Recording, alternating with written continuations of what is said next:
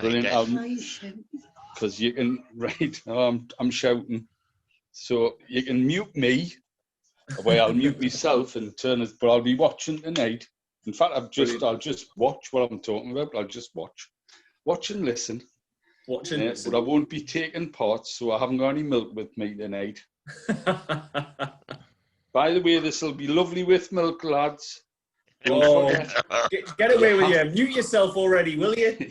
You have to give it a try. Milk, full fat milk, beautiful. In new make spirit. Right, where's the mute button? I'm just going to mute him. There, you sort of. I've only had whiskey and milk so far, Malcolm. So I did mute him as well. Actually, now he won't unmute. So, Jeremy and Toma, did you get, by any chance, did you get yours, the new makes for tonight's session? Toma's put in the notes that it unfortunately hasn't. That's a shame. I know it was touched on times. Hi, Mark. Hi, Dave. All right. Hi, Ian. Hi, Rebecca. Tristan. Andy. I think we're getting there. We're getting there slowly but surely. I'll give the usual couple of extra minutes, if that's all right, to let people just join in. Hi, Fee. Hello. Gary's there. Hi, Bill. Hi, Carl. So we're beginning to get there slowly but surely. Thanks very much for joining, guys and gals. Let's have a look. Right, I think we're getting... We should probably have at least around 30 or so that might turn up. I know about 40 sets went out, so... But I had a couple of people saying that they weren't able to make it tonight. Hi, Neil.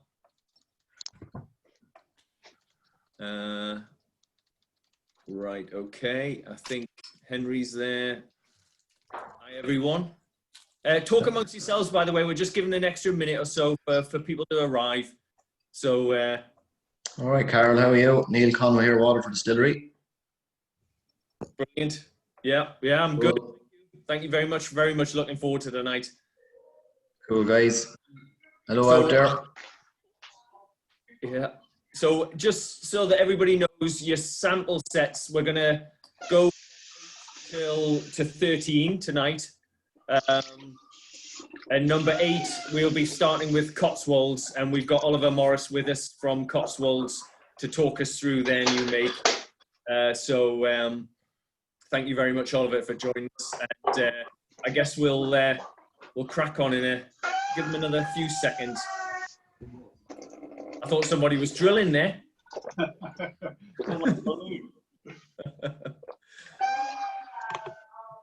So when we start, if it's all right, if everybody could just mute themselves, but it's very much open to, you know, like if you've got a question, either use the chat box or just shout, you know, just unmute yourself and just shout. You know, usual, it's very much you guys talking rather than Oliver and myself. And I know a few of the guys from the different distilleries are hoping to join us tonight as well to talk us through. So thanks, Neil, for coming along as well.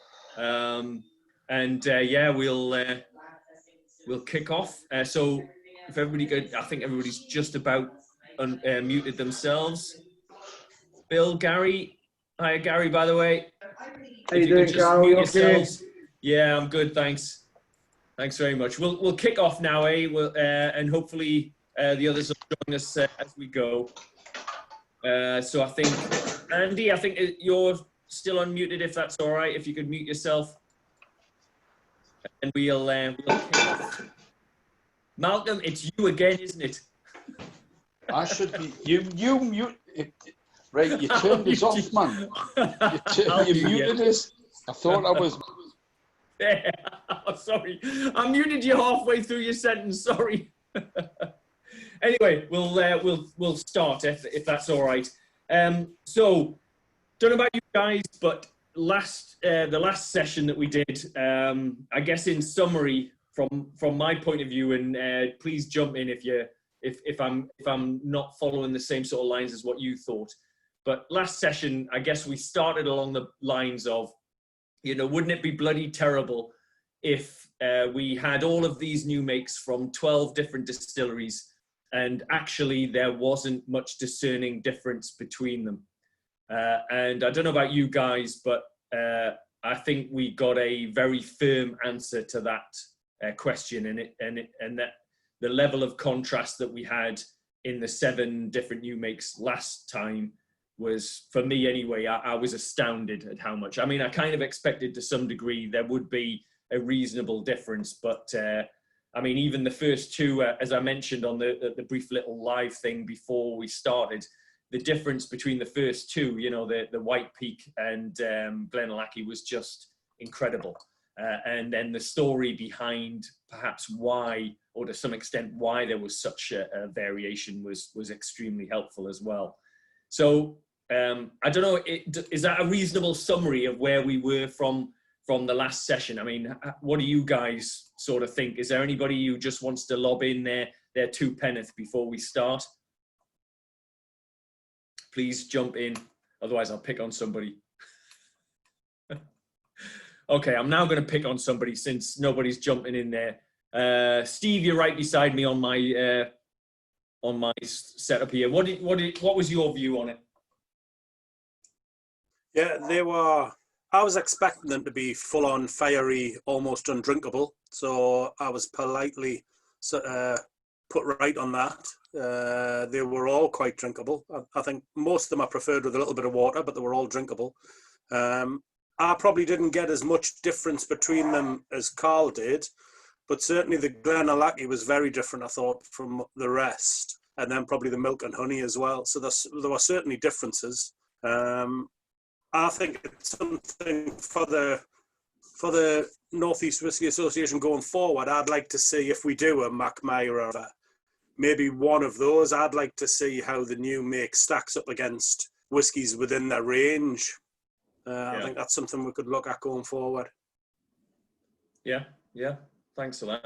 I mean, and certainly I would definitely like to explore, if we do a session 3, it would be great to have. I mean, I was kind of hoping to get the is it St. Kilian's from Germany, hopefully to provide some new make as well. But Mackmyra would be great to have in there. But yeah, like you say, is to try and get some sort of conformity. I mean, when I put the 2 sets together for the 2 sessions, I struggled to decide how to line up each session, because originally it was meant to be one session with 5 or 6 new makes, and obviously it kind of mushroomed and we managed to get a lot more, so which was great, but it meant that it kind of made it a little bit harder to actually decide how which ones to do on which session, and also and in what order. So I mean, tonight I'm hoping that I've picked the right kind of approach to these. But just out of interest, Callum and Kate, you took part in the first session, didn't you? You'll have to forgive my terrible bloody memory, but Yeah. you guys think of it as well. What was your take on it? Yes, Carol, we did have to put up with you last time as well, you're correct.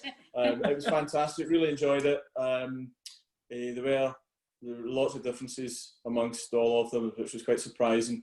As Steve said, you really needed water in many of them to be able to sort of taste the flavours. Otherwise, it's just pure alcohol almost. You can't sort of distinguish too many things. But yeah, really looking forward to this one. It's been a success so far, so onwards and upwards. Great stuff. And one thing I found, I don't know if you remember, but I'd split half of the measure into neat, and then half I added about 50%. So I'd watered it down by 50%. And I found that totally drowned it for me.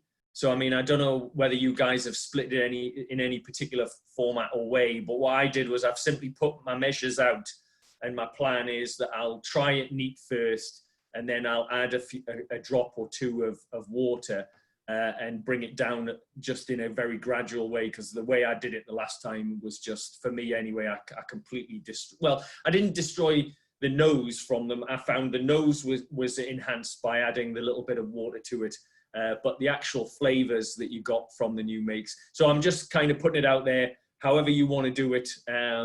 So for me, I'm just keeping them neat to start with, and then I'll probably add a bit of water. Now, obviously, if anybody's got any suggestions on how they're approaching it, if they want to share that before we start, was there any other suggestions on how they might like to sort of approach it or suggest to others? Go on, Simon. Well, I drink all malt with water. Having spent 30 years drinking it neat, I found out I was missing too much. Yeah. What I've been doing with these is obviously pour the measure in the glass, and then I'll put half the measure of water in it, because I wouldn't try and drink spirit at these strengths neat anyway. Yeah. It just kills your taste buds. But I'm roughly drinking it 30%, whereas you tried 50% and drowned it. Yeah, yeah, yeah. And it is each to their own as well. So, I mean, I don't know if anybody's got any other suggestions before we start. I'd allocated about 15 minutes of a brief intro and summary of last session and stuff. So we are actually ahead of time. So anybody else want to add? You just reminded me, Carol, I need to go and grab myself a little jug of water. Yes, I would definitely recommend having a bit of water around there. Be back in 2 ticks. Yes, no worries. No worries. What size of samples has everyone got, Carol? So I gave everybody, I think was it 2 CL? I can't blink and remember now. Was it 2 CL everybody got? Because if I remember rightly, the last time I split mine into 1 CL batches for each one to try it. Aye, 2 CL. Well, you know, obviously, if I was doing it, the first thing I would do is, you know, physically try it, and then you could dilute it down after that, because you don't really want to dilute it down and then try. So if you try it and then add a little bit of water, and that will give you, you know, for nosing, that's certainly the, you know, the best way to, you know, you'll pick out all the flavour compounds there. So, but it definitely depends what you've got there. You know, obviously, if it's quite a small sample, then it's, you know, you really need to use the same sample, as I say, you know, taste it and then add the water after that. Yeah. And, you know, it's amazing the difference it'll make, you know, adding the water, diluting it down, as you quite rightly say, at least half. So yeah. I was going to say, just in the purposes of discussion, one of the things I was really surprised at, which was, because we've never done a tasting like this, was actually, and somebody else had said it, that the actual new make spirit was the backbone of the finished article, which obviously you know, but it's amazing how much flavour you actually get when you try a lot of the flavours that actually, when you would drink maybe a sherry whiskey that come through and stuff I've had, the new make spirit echoed the flavours in some of the finished whiskies I've had, which I was really surprised, because I thought the majority of the taste actually would come from maturation and the barrel choices, but it was quite surprising, the differences between the new make, and then it was, you know, I suppose apparent at that point that actually a lot of the flavour is just coming from that spirit. So that was one of the surprising bits for me from the last tasting we did.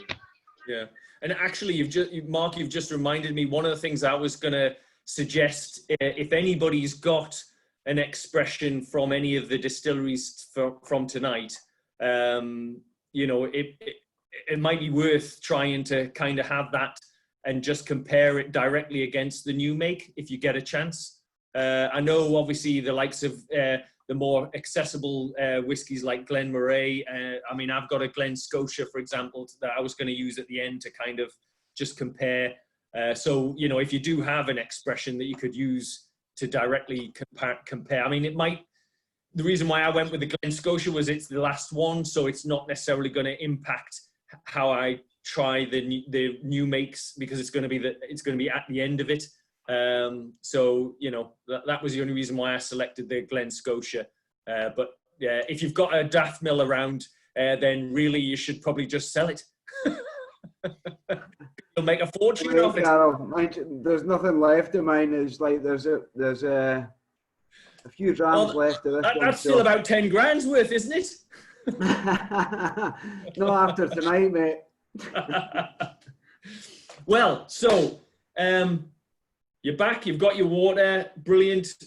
Welcome everybody who's just joined us. I think Ross there and Peter, you've just got here with us as well. Great, thank you very much for joining us. And you know, you haven't missed much. We just started off with a little bit of a summary initially, and we've got very kindly, we've got Oliver Morris join us from Cotswolds, who is going to perhaps give us a little bit of an insight around sample number 8, which is the first one of tonight, and that's the Cotswolds new make. Hi, Oliver. Hi guys, you all right? My name's Ollie. I'm brand ambassador for Cotswold Distillery. You join me here in my little home in the Cotswolds. The distillery is just about 6 miles away. The distillers now, they'll be just finishing up. They usually sign off about 8 o'clock, so they've been hard at it making whiskey. We were first established back in 2014 by our founder, Dan Shaw's, a native New Yorker who was lucky enough to have a little barn conversion in the Cotswolds and do the wonderful London commute 5 days a week and come back to the Cotswolds with his family. He was, like you all are, absolutely obsessed with whiskey. I see you there with your 70 odd bottles or perhaps some more, and he's very much the same, and was just in love with the area of outstanding natural beauty, which is the Cotswolds, famous for its rolling hills and arable farming, etc. Huge yields of cereals around here, and he decided basically that was it. He was going to up sticks and live here full time. So his kind of inspiration was looking out the back of his house, which is surrounded by fields, and looking at all of this barley, going, why has no one ever made single malt whiskey in the Cotswolds? And that was it. The light bulb moment happened. He said, that's what I'm going to do. I'm going to invest everything I've got into making this unique whiskey distillery. And back in 2014, he found 2 abandoned properties, amazingly just down the road from him, literally 2 miles away. The Cotswolds is quite a large area. It ranges from kind of Bath, that all the way up to near enough Stratford upon Avon. So it's quite an expansive area, and was lucky enough to find 2 abandoned buildings, which were commercial properties, trying to get residential, but mothballed really, and converted the one building into a shop and an office for him and his 5 staff, accountant and sales. And then the other property was developed into the distillery. And his main principles really were to get the best kit, so copper Forsyth stills, traditionally made, obviously, that were custom for the Cotswold distillery. Traditional methods, we weren't trying to reinvent the wheel here. We're making a well-known spirit, and the highest quality, which was the main real inspiration, was the highest quality ingredients, which is obviously barley. And he committed, and still does to this day, 7 years on, that we will only use barley grown in the Cotswolds. There's not many distilleries out there that can tell you exactly where they get the barley from, and we only get the barley from the Cotswolds. So it is completely of provenance, the product, the Cotswold single malt, and obviously it's terroir, where it's grown. And we'll always put on the bottle and the box where the farm is, so we're actually in communication directly with the farmer as well. So that's really how it all came about. He was lucky enough to tap into some whiskey experts. I don't know if you've come across Harry Coburn. He was the distillery manager at Bowmore, and he certainly came and helped us start production and understanding the equipment we needed, etc. And we also had Dr. Jim Swan, who was known as almost the Einstein of whiskey, down to his knowledge really of the production and the science behind the whiskey. So we already had unique methods and principles from the get-go really. So no further ado, I mean, you can listen to me ramble on all night, but I always think it's quite nice to have a dram in your hand of the white pheasants. So this is our new make. So, I'm sure you guys, you're all aware of the process of whiskey. Obviously, I'll touch on some of the bases through the process. But what we've got here is our very unique, through process sense, our white pheasant. Now, you know, incredibly, I love the way you discuss the water. You know, that the water that's in the whiskey is often demineralized anyway, so it's completely neutralized from it's a reverse osmosis, so all the salts and the minerals completely neutralized. So when you're adding water to it, yeah, we can just get some tap water, but what we've got to realize is that we're actually adding other specifications to it. So, you know, easy enough to get some tap water, but I always say just add a few drops at a time and then explore it. I mean, we're dealing here with a toxin. I hate to say that alcohol is actually a toxin. So we have a reaction on the palate, so your palate will stiffen. So just perhaps adding a few drops after you've tried it as a neat spirit. Certainly this is at 63.5% here, guys. So my actual recommendation for myself, which you will all have, my perfect tasting profile is at 54%, which means I have to add a certain amount of water. And the best way to do that is by using a pipette. So you're just adding a few drops at a time. But to start the tasting off, ladies and gents, if you just nose, I usually bring it to around about my chin, because obviously shoving my hooter straight into a high ABV product kind of takes the nose hairs away. So I just start down by the chin. You know, I've had this open for at least 45 minutes. So it's really started to explore the aroma profiles. And this, incredibly, you know, I always get almost a tropical fruit nose on that, and cereal, you know, kind of cut grass, tropical fruit. Some people have got banana. I often get banana a bit later on in the maturation. Interestingly, our new make spirit, which is aged in ex-red wine and bourbon cask, you know, adding a bit of ice, you do get this real tropical fruit, yeah, maybe banana that comes through, and pear drops like that come through on the nose as well. So have a little try. Obviously, you'll hit your front receptor, which is sweet. There's not a lot sweet in that. You will get you know, kind of that tropical fruits flavor profile, but you'll get a lot of spice.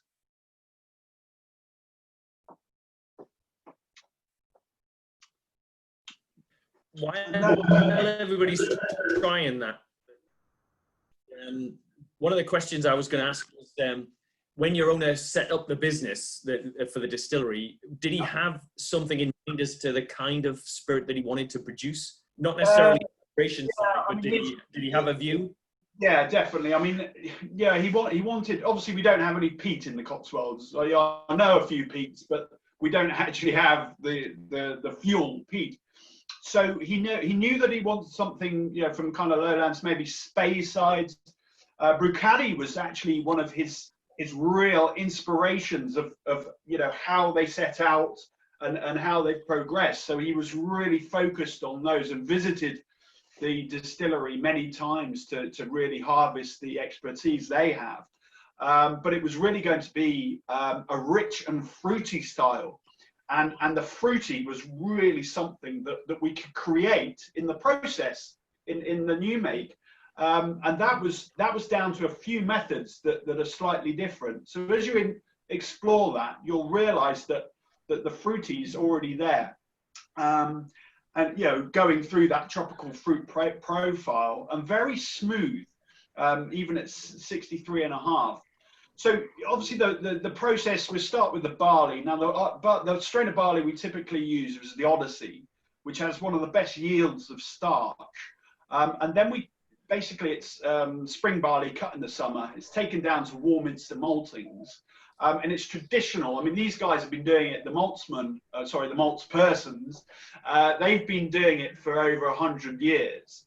So, you know, they're steeping the barley in water, then they're kiln drying it, obviously through the germination process, and then it's coming back to us. We're milling it, so we're creating all this grist, we're popping it into our mash tun, then we're then creating worts, putting it into steel washbacks, Ours are 2,500 litre.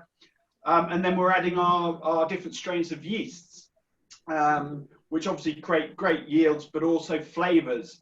Now, this is where we start to just change things up a little bit. And this was really initiation from Dr. Jim Swan. His question was, typically distilleries, they only ferment for about 2 days. And this is because the yeasts obviously are reacting and creating alcohol, but only around about 8%. And typically that's done after 2 days. So what's the point going on? You may as well get that going, get the production up, and get it into your pot stills. So he basically said, well, why don't we challenge that and see what it's like after perhaps 3 days? So we actually do ours. We actually have a longer fermentation of 90 hours, which basically means after the yeast has done all its work and created the alcohol, what happens then is the yeast has nothing else to attack. So what forms is bacteria. So then you have this massive fight creating acid, and then that acid produces fruit esters. Incredible. So that's a 90-hour fermentation process. So already we've got this real unique liquid that's still quite fruity. And then we're basically putting these into our double distillation. This is kind of day 5 now. We've got our full-size stills, which I remarked on earlier, which was all about having the traditional methods and the best kit. So then it goes into the full-size still, which we named Mary because she works 9 to 5, and that's our wash still. And then we're going through the low wines and then transferring that to our spirit still, Janice. This then basically goes through its 4 shots, its hearts, and its feints. What we do is we only run the 4 shots for very, very few minutes, because the bulk load of flavour is behind those 4 shots in the heart. But we've got to be very careful where we cut the cutting point is, and then we let it run to its feints.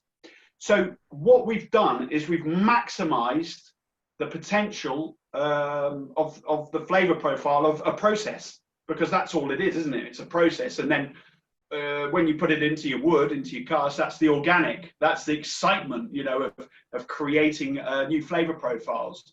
And interestingly, a gentleman said earlier, this really is the backbone of what's going to be. So, I don't know if you guys have tried the flagship, but you're going to get a rich and fruity style all the way through the flavour profile. So what we've got here is a real kind of fruity style of new make. Obviously, after the distillation, we've bumped it up to 75% alcohol, and then we've added demineralized water to take it down to 63.5, and then we're putting into our woods. Typically, our woods that we're using for our flagship, extra red wine that's been shaved, toasted, and recharred. Again, highly activated cask. Again, Jim Swan's influence. And first fill bourbon. So our typical disgorge is 70% extra red wine, 30% bourbon. And that's obviously been in the wood for 3 years and 1 day. And we've got a really delicious style of Cotswold single malt, which has been put down to 46.5%, a very drinkable, rich and fruity style of single malt. So this really does give it the foundation to become a fantastic style of Cotswold single malt. So what do you think, guys? So Oliver, I wanted to ask with regards to, so I was quite lucky, it was in the early days, was you guys actually sent me a sample bottle of the new make. So I've actually had this before.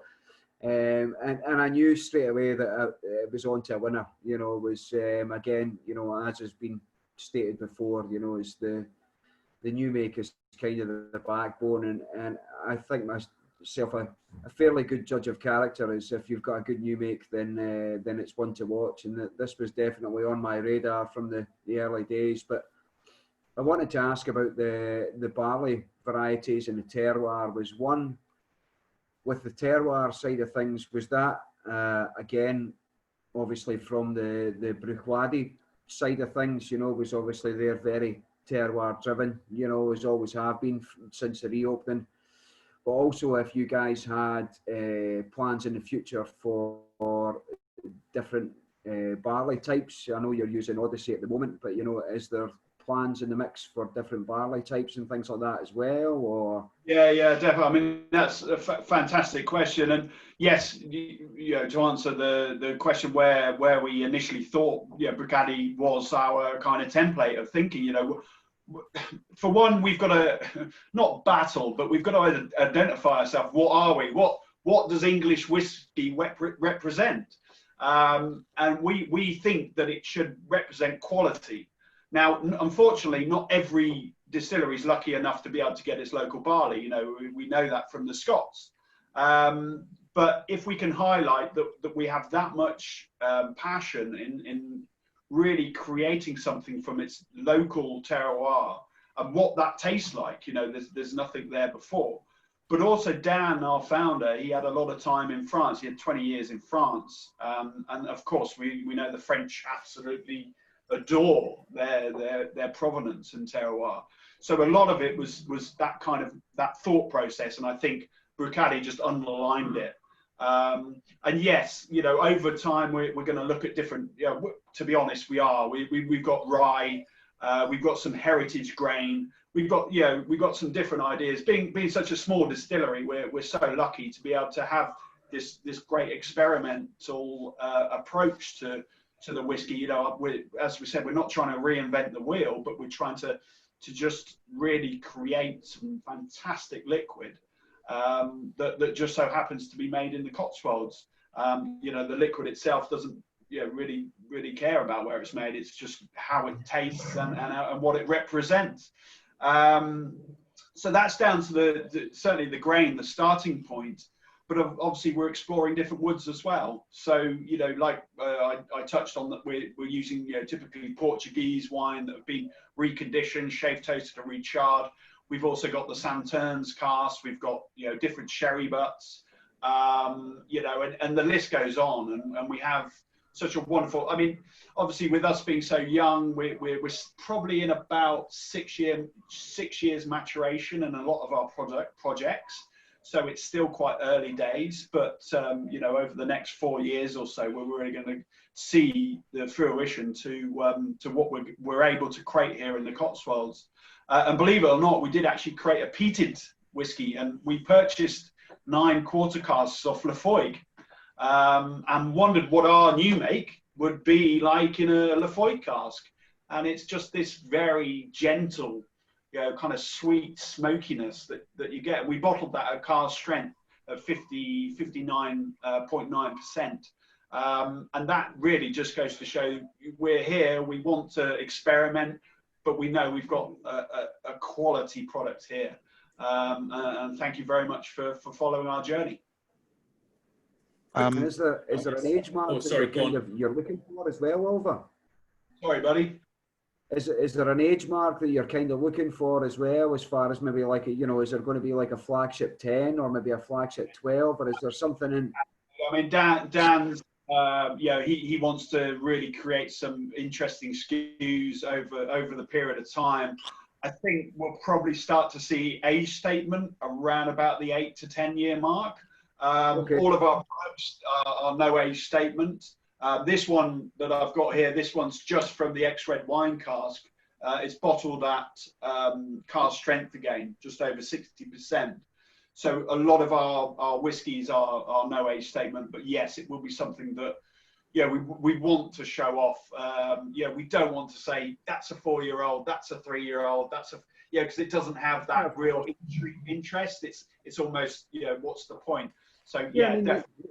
The whiskey itself, you know, I mean, even, you know, like I say, I've tried quite a few of them because they put me onto the new make put me onto their spirit from day one. But yeah, I only asking the question for the simple fact that personally, I don't think it needs to have that much more age than what you guys are making at the moment, you know. And I think last week we had the guys from White Peak who were saying that they had no intention of making old age spirit. You know, they were quite happy making it sort of like 4 or 5 years old. So yeah, I just wondered if there was maybe somewhere where you guys had like something in the future where you wanted to hit that, maybe that 8 or that 10 or something like that, you know. I mean, I think that's just the intrigue in the journey, isn't it? It's about going, yeah, we've got our kind of flagship products. You know, they will always be, you know, no age statement, but you know, why not see what the future lies? And I think that's really what the journey's all about. I think you know, we're not thinking about you know, disappearing anytime soon. So you know, follow our journey and enjoy the liquid. Great, thanks, Ollie. Andy, were you going to say something there? Were you asking a question? Yeah, I was going to ask exactly the same thing that Gary just asked. Exactly the same thing. Because I've never heard of a distillery setting out to say, oh, we're only going to make spirit that's like of about 8 years max. Yeah. Because, you know, in whiskey, as we all know, the older it gets, the better it gets.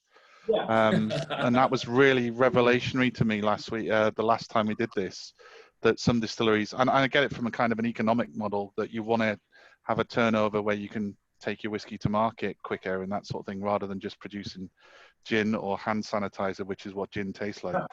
But yeah, I was wondering if there was a similar thing here, but yeah, Gary asked it and you answered, so that's great. Yeah. Well, hopefully I answered your question, Andy. And Andy, what I think we're kind of developing here in the Cotswolds is a variation of styles, but we have got liquid up in Liverpool under the Mersey. You know, we've got a few thousand litres up there that's just happily maturating, and we'll go and explore that. As a Why under the Mersey, of all places? The old rum cellars, incredible. It's right. That's fairly random. I don't know if you ever see Peaky Blinders. I forget that chap, but who Tom Hardy plays. You go into these rum cellars and it's just incredible. It's dark and dank, and you just get that feel of what's coming.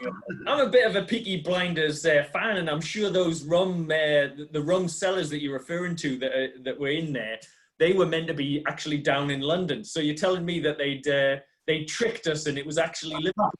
Everything's cheaper up north. Apparently a lot of it wasn't even held in Birmingham. Yeah, I bet. I was very curious. I mean, I've had zero experience with Cotswolds, so I'm going to put my hand up on that. But I'm just wondering if anybody else has had a number of the Cotswold releases and can maybe talk us through whether they see the kind of profile coming through in the expressions that they may have tried. I don't know if anybody's actually, because Peter, I think you were showing us you've got a bottle there. I don't know if anybody's had a lot of experience with them. Anybody got a view on that? Yeah, so I did the tasting, Cotswolds tasting, and we had the white pheasant, and you can really tell, you know, the new make and then how it progresses throughout, and yeah, absolutely delightful. And some of the kind of newer expressions, the Hearts and Crafts number is absolutely, yeah, delightful. Yeah, really kind of impressed as a distillery. Yeah, it's really cool and lovely, great taste. What's really great about it is the fact that they're not shy on having kind of the higher APVs, so you're actually getting quite a dense spirit, but it's lovely. And I take it you did feel as if the new make still shone, you know, like the actual, you know, that unique flavor profile that we're maybe seeing in the new make, that still came through in the expressions that you've had down the line. Yeah, very much so. Yeah, and then obviously the organic side of it, when it's going into the woods, you're getting this whole transformation, but still underlining that fruitiness of the new make. You know, the casks they're going to bring in, certainly the reconditioned casks. I mean, really interesting. That's going to be, for me, an interesting experience of how it ages in these activated casks, these shaved, toasted and recharred. You know, the whole principle of these activated casks that Dr. Jim Swan pointed us to was to get the spirit out, yes, as quickly as you can physically do in whiskey, but to have the same profile of like a 5 to 8 year old, which is achieved incredibly. But the cask, they're going to bring in, you know, the bourbon. It's going to be honey notes, the red wine, char. Interestingly, when they toast the cask, you get wood sugars coming through. So you've got, you know, these incredible flavors that are coming in, and a very quaffable style. You know, the Cotswolds, the flagship, reduced down to 46, so it really can be just enjoyed as a standalone dram. It's amazing, actually. I've not tried many STR expressions, but I recently tried a Kilchoman STR, and it does make a substantial difference to the liquid. There's no doubt about it. Anyway, unless there's anybody else who's got any more questions or anything else to add, you've got any opinion on what you've tried so far, shout up now or forever hold your peace, well, until we go on to the next one. If I could just ask, yeah, I know, go away. although Go on. despite it's still United Kingdom per se, but like being further down south in England compared to Scotland, do you find that it just doesn't take that much longer to mature, or would you say you're still able to achieve sort of almost older flavor profile by using sort of the STR style casks? Yeah, that's a fantastic question. Yeah, the temperature, obviously we're a little bit warmer down here, hence the t-shirt, but not a lot. I think it's always going to play a part to it, but I think if you go kind of southern hemisphere, that's going to, you know, certainly the rum and that style of distilling and aging is going to, you know, really accelerate. I don't think it has a huge effect. Obviously, in our bonded warehouses, we don't have temperature control, because obviously when we lose the angel share, we've got, you know, almost temperature control of itself. You know, it will always be around about between 11 and 12 on a really hot day, which is very bizarre in England. You know, it might reach 13, 14 degrees in there, but it really doesn't go any higher than that. But yes, evidently, you know, looking at the research in whiskey, you know, the hotter the climate, the quicker it does maturate. So I think, yes, fundamentally, but only very slightly. I really don't think there would be a huge variation in that. Great. Okay. Anybody else, or shall we move on? Do you enjoy that so far? Actually, I mean, was that a night? I actually found that very drinkable. You know, and neat. I tried it also. I've done mine now. Look. Yeah. And I tried it with a tiny little touch of water as well, and it didn't. Thankfully, I didn't drown it, and it definitely did enhance the flavor profile for me. So I found it nicer with the tiny little drop of water in it than not. Well, actually, it was different. So I'm not sure which I preferred, but certainly from both I really enjoyed. So thanks very much, Ollie, for coming along. Obviously, you want to stick around and listen in on our next one, which is actually from Israel. So it's a Galani new make, and funnily enough, it's around about the same ABV, 63%. But you're welcome to stick around anyway, Ollie. Thanks very much, and lovely for sharing.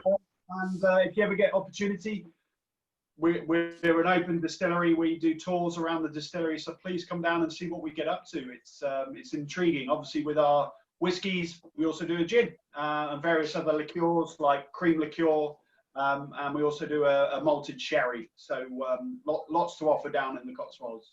Thanks, guys. Have a good weekend. Thanks, Ollie. Cheers. Right. So, unfortunately, David Zabel, who's the owner and founder of Galani, couldn't be with us tonight. Apparently, there's a big festival on, and apparently it involves a shitload of drinking, which means that by now, he said he'd be fearing for his life and not able to necessarily join us tonight. So he did give me some brief notes to kind of share with you. But I don't know, I know we've had Galani on before in terms of with the group. but this is sample number 9. And for anybody who wasn't aware, Golani is Israeli. It's actually based in the Golan Heights in Israel, and it was established in September 2014. I guess the biggest bit of thing that I could extract from the notes that David gave me was that one of the things that they do very much do is experiment with different malts, malt varieties. So he referred to, they use Pilsner, Pale, Munich, chocolate malt, and peated. I believe some of it comes from the UK, so it may be English malt that they use, or Scottish malt. I'm not sure. I presume it might be English malt that they also use. But one of the things he did highlight was that they try to get a depth of flavor out of their new make, because again, I presume it's for economic reasons. They are seeking to release relatively young whiskies, especially given that from the past discussions, the level of angel share, they have extremely greedy angels down in Israel.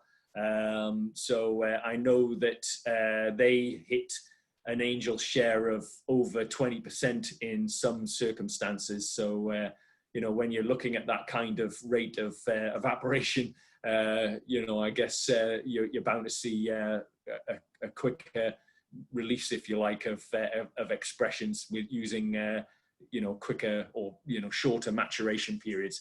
So without further ado, I don't know if you want to dive into sample number 9 and have a nose and see how this compares with the Cotswolds. A very different nose for me. I don't know if you guys, just unmute yourself if you want to have a jump in with your view of the nose and that. I get quite like chocolatey, sort of malty notes in this one. There's definitely more malt in this than the first one. Yeah, definitely. Even and I see what you mean. Maybe even coffee sort of notes, like a mocha.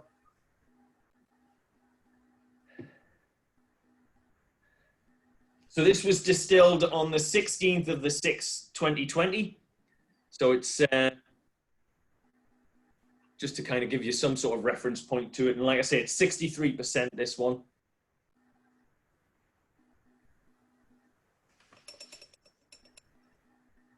Actually, Andy, I think you might have it Horlicks for me. I mean, I'm not a fan of Horlicks, but yes, I think that's probably more like it for me.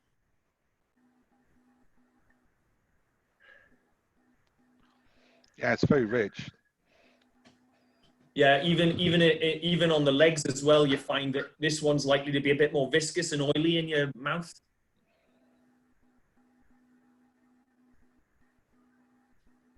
Did they say, Carol, which malt they were using in this new make? No, he didn't give me a specific malt for this specific distillate. Sorry. I was just thinking as well. I was sorry, Gary. Used chocolate malt as well, and I just wondered how much it actually comes through, because I remember sort of it's probably my connection. I think it might be mine. Yeah. I'm wondering if those chocolatey notes or that sort of hot chocolate notes come through from the malt itself, you know? I'm going to ask him and see if he responds. Because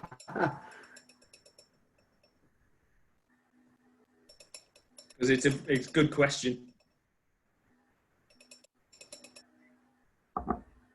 The only one I really got those like proper chocolatey coffee notes from that used a chocolate malt was the Glenmorangie Signet, the old Signet, which I think now the newer version they use a lesser proportion of chocolate malt, so it's not quite as, it doesn't come with the flavor as much. But that was the first one I really noticed it in. So yeah, just be from. It actually reminds me ever so slightly, and maybe this is the chocolatey notes, but you know the I hate to say it, this the Scallywag chocolate edition #1 had a kind for me kind of reminds me of that. So again, I presume that they used chocolate malt in that a lot. So it's actually very drinkable again. I mean, this is worrying, isn't it? It's a very drinkable new make again. Oh boy.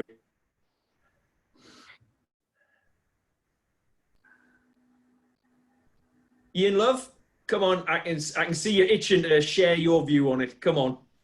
Well, I'm it's kind of gone between the empty glass of the first one back to this one, and I kind of strangely pull out this weird, almost minerally kind of thing, going from the really fruity first into this. There's almost a mineral thing at the back, and I can't get away from that sweetness almost being almost like pink and white nougat. Remember, I used to get that pink and white nougat back in the day.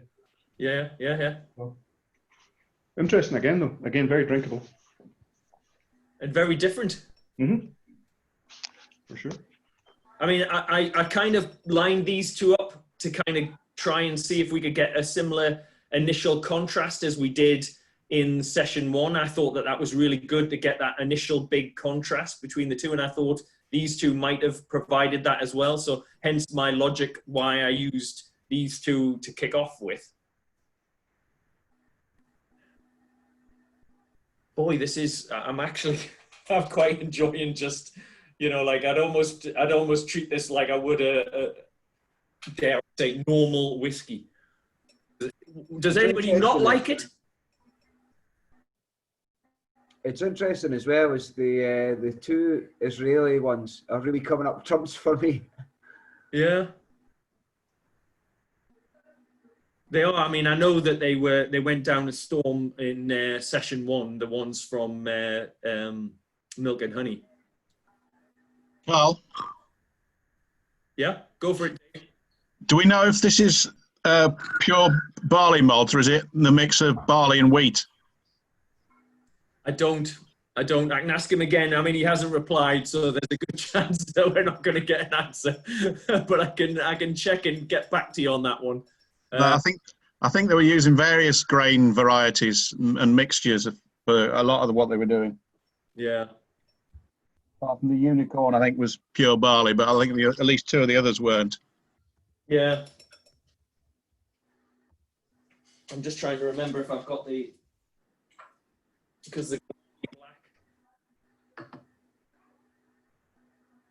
doesn't say either. Oh, so the Galani Black was, like you say, this one's a single grain. So I'm not sure on this new make at all. It doesn't, you know, there's no, actually it does state that it's single malt. So no, I don't know if that helps, Dave. I guess it depends on how absolutely accurate they were when they were filling out the very simple kind of sticker that went on it. So I'm not 100% sure. I don't know what the restrictions are over there as well, and what they can call a single malt, or you know, compared to what we have to call a single malt as well. It might be slightly different. Well, I think the conversations we've had with the different Israeli distilleries to date, I think there is a genuine interest from their side of things to try and kind of comply with the Scotch malt, you know, Scotch Whisky Association regulations and things. So okay. They do understand the value behind kind of you know, that distinguishing and making sure that they've actually, you know, correctly label and all the rest of it. Yeah, because I know, like, for instance, a lot of the Indian distillers, you know, it's they're basically making like molasses into alcohol and still call it whiskey. You know, it's basically more, it's closer to rum than it is whiskey. You know. Yeah. But yeah, it's delicious.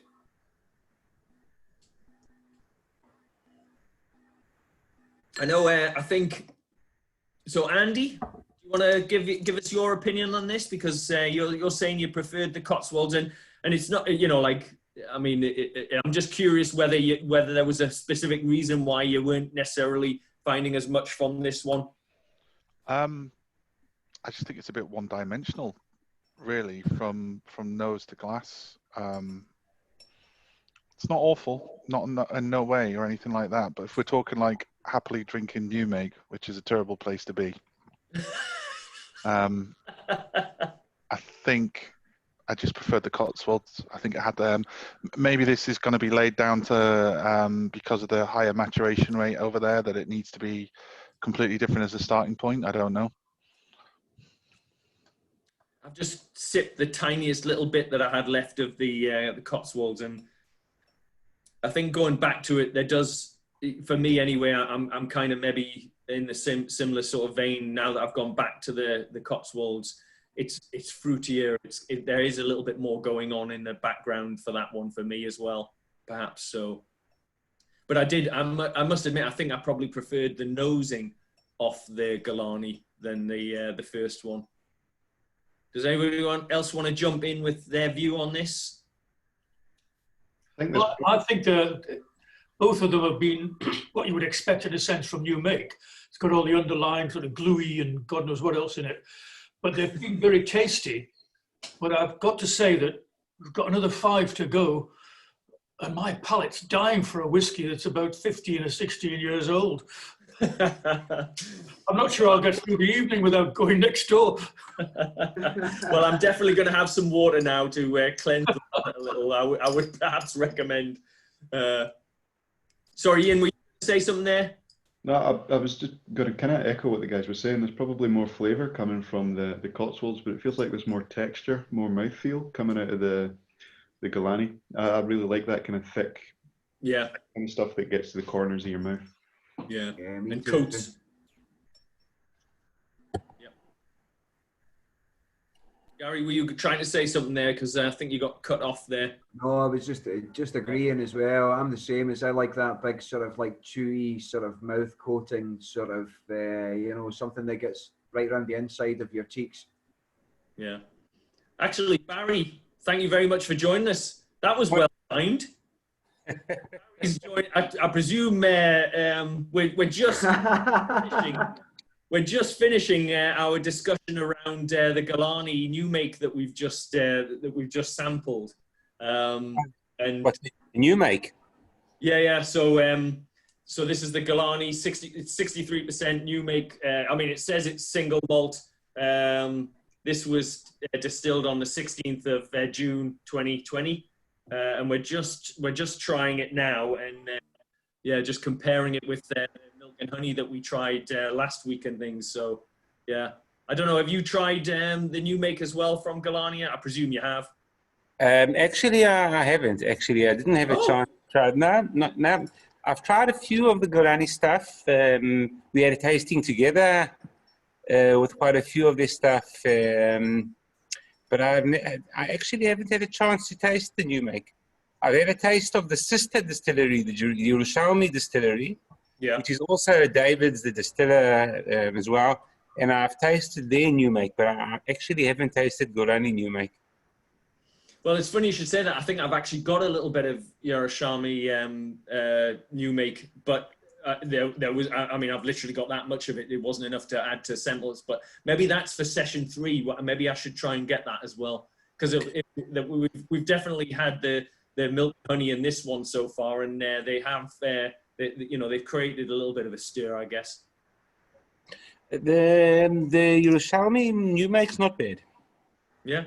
So, I mean, all their whiskies are pretty new. I don't know if you've noticed, they've come out with a whiskey now, which is called Mount Moriah whiskey, which is a blend of their barrels, and it's not even 3 years. It's like a young single malt, which is reasonably fair. The new make, I think, has got potential for, you'll see better stuff from them coming out as they mature. Yeah. Okay. Thanks, Barry. And thanks for joining. What a timing. Yes, excellent timing, because like I say, we've just finished. I don't know if anybody else want to say anything more before we perhaps move on to number 10, I should say, of the samples. Are we all good? Are we enjoying it so far? You know, hopefully. If you're not, we're not doing session 3, mind. Right, great stuff. Well, that was Galani, and again, you know, a great contrast between those two. And I guess what I then decided, and the logic behind sample number 10. So this is Glen Murray, or Glen Murray, because I can never bloody pronounce it right. So I can't even get that right. So this is number 10, and again, Ian Allen from Glenmurray was hoping to be with us, and he's potentially joining us shortly. So actually, I'm just wondering whether to cock up the lineup and maybe push that back a little, because he did say he may well be able to join us later. I'll have a vote. Who wants to do the sample 10 now and have me sort of talk you through the information that he gave me? Or shall we leave that till a bit later on and maybe Ian might be able to join us? I'll leave it up to you guys. So I think before I vote, I think it's only fair to say that it wouldn't be a Northeast Whisky Association tasting if we didn't piss about with the order. Come on. Yeah, fair enough. Fair enough. Point. Fair point. What do you guys want to do then? Shall we delay the Glenmurray one and till a little bit later, just in case Ian can join us? I mean, so I'm not, you know, he couldn't promise, but right, okay. So I think we've got a few votes for hold on. So in which case, what we could do is I know Neil is with us from Waterford. Have I got that right? Thank God for that. Because I'm terrible for names, and I'm easily confused. I'm a thick Geordie, so, you know, you'll have to forgive me if I got that wrong, but thankfully I got it right.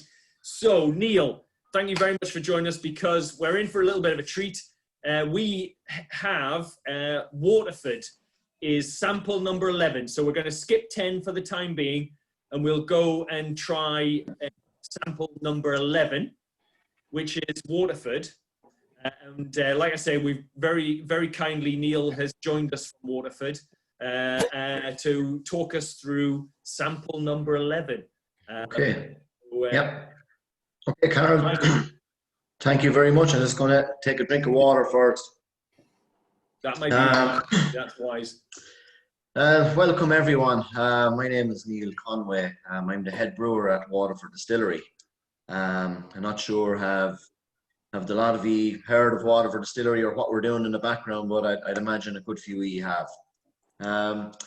Look, what I'll go through, Carol, is maybe a 5-minute introduction, just to tell the guys, explain where we are, what we're doing, and then we go into the new make spirit. Okay? Definitely.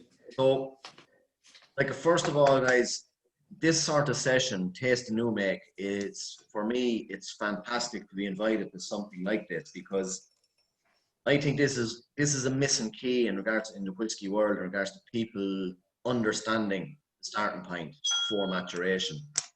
It is all about new make spirit. It is about the raw material, and it is about provenance. All right, so I think you will have a good understanding of what a whiskey is if you understand the raw materials, the components, the process that went behind it. Okay, so as Carol has kindly done, he's given the information of the new make spirit we're going to taste. So Waterford Distillery, it's based in the southeast of Ireland in a city called Waterford, hence the name Waterford Whiskey. It was started in late 2015 by our founder and CEO, Mark Rainier, which a lot of you may be familiar with it, with Brookladdy Distillery. So Mark was the founder, and well, he resurrected Brookladdy back in the 80s, early 90s, what it is today, and he left Brookladdy, and he started his own distillery in Waterford. Now, he started the whole Tarwa concept in Brookladdy Distillery, and he took it to a level where it is today, but he wanted to start a new venture, starting fresh, as he calls it, a blank canvas. So with a discussion with a colleague of his years ago, maybe 20 years ago, he was told that maybe the best barley that's grown can be found in the southeast of Ireland. So that's the reason he located to Ireland, southeast region particularly. So yeah, we're 5 years now distilling spirit. Our concept is terroir, provenance, and traceability and transparency. All right. Now, terroir for me sometimes confuses people. Some people jump onto the terroir bandwagon, maybe use the word incorrectly without really understanding it. So let's push the terroir word aside for a moment. For me, as a head brewer of Waterford Distillery, what terroir means is understanding where the raw material is, where it's grown, the soil it's grown in, the microclimate, the understanding the farmer that's involved, the techniques the farmers use, the lie of his land, if you want to call it that way. So it's taking it back a step. For me as a brewer, like I have 15 years brewing experience with Diageo, famous Guinness brand in Dublin, and your old brewery in Waterford. And for me to take barley back to the origins was new to me. But like as a brewer, I was just used to intercepting the raw material at the brewery, but never really knowing where it came from and what was behind it. And all you knew was the variety and the raw material, and that was it. You worked with the hand you were dealt with.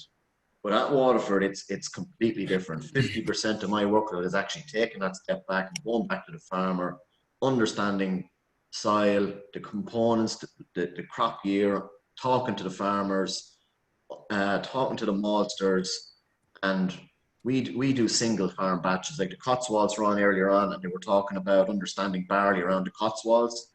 We do it the same in Republic of Ireland, where we get single farm batches of barley, and we grow them separately from each individual farm. We store them separately in our barley cathedral, and we malt them separately, and we bring them into the distillery and brew each single farm separately. So each one with its own different uniqueness. So the new make spirit we'll taste today is from a single farm. So we talk about, this whole session is about tasting new makes from different distilleries. For us, we do this on a weekly basis at the distillery, because each single batch, a new make, is different, because it's grown in different conditions, it's grown in different soil, it might be a different variety. So for us, what we're doing today on this session, we're living it every single day at the distillery with all the different single batches. And for us, it's understanding, it's a starting point. New make spirit is important, and it's important to understand it as a whiskey enthusiast. It's important to know where that new make has come from, and that originates from the raw material and how it's grown. Okay. Yeah. So look. We can get straight into the taste now. You probably don't want to hear me rattling on. I'll just talk to you about maybe the process as well.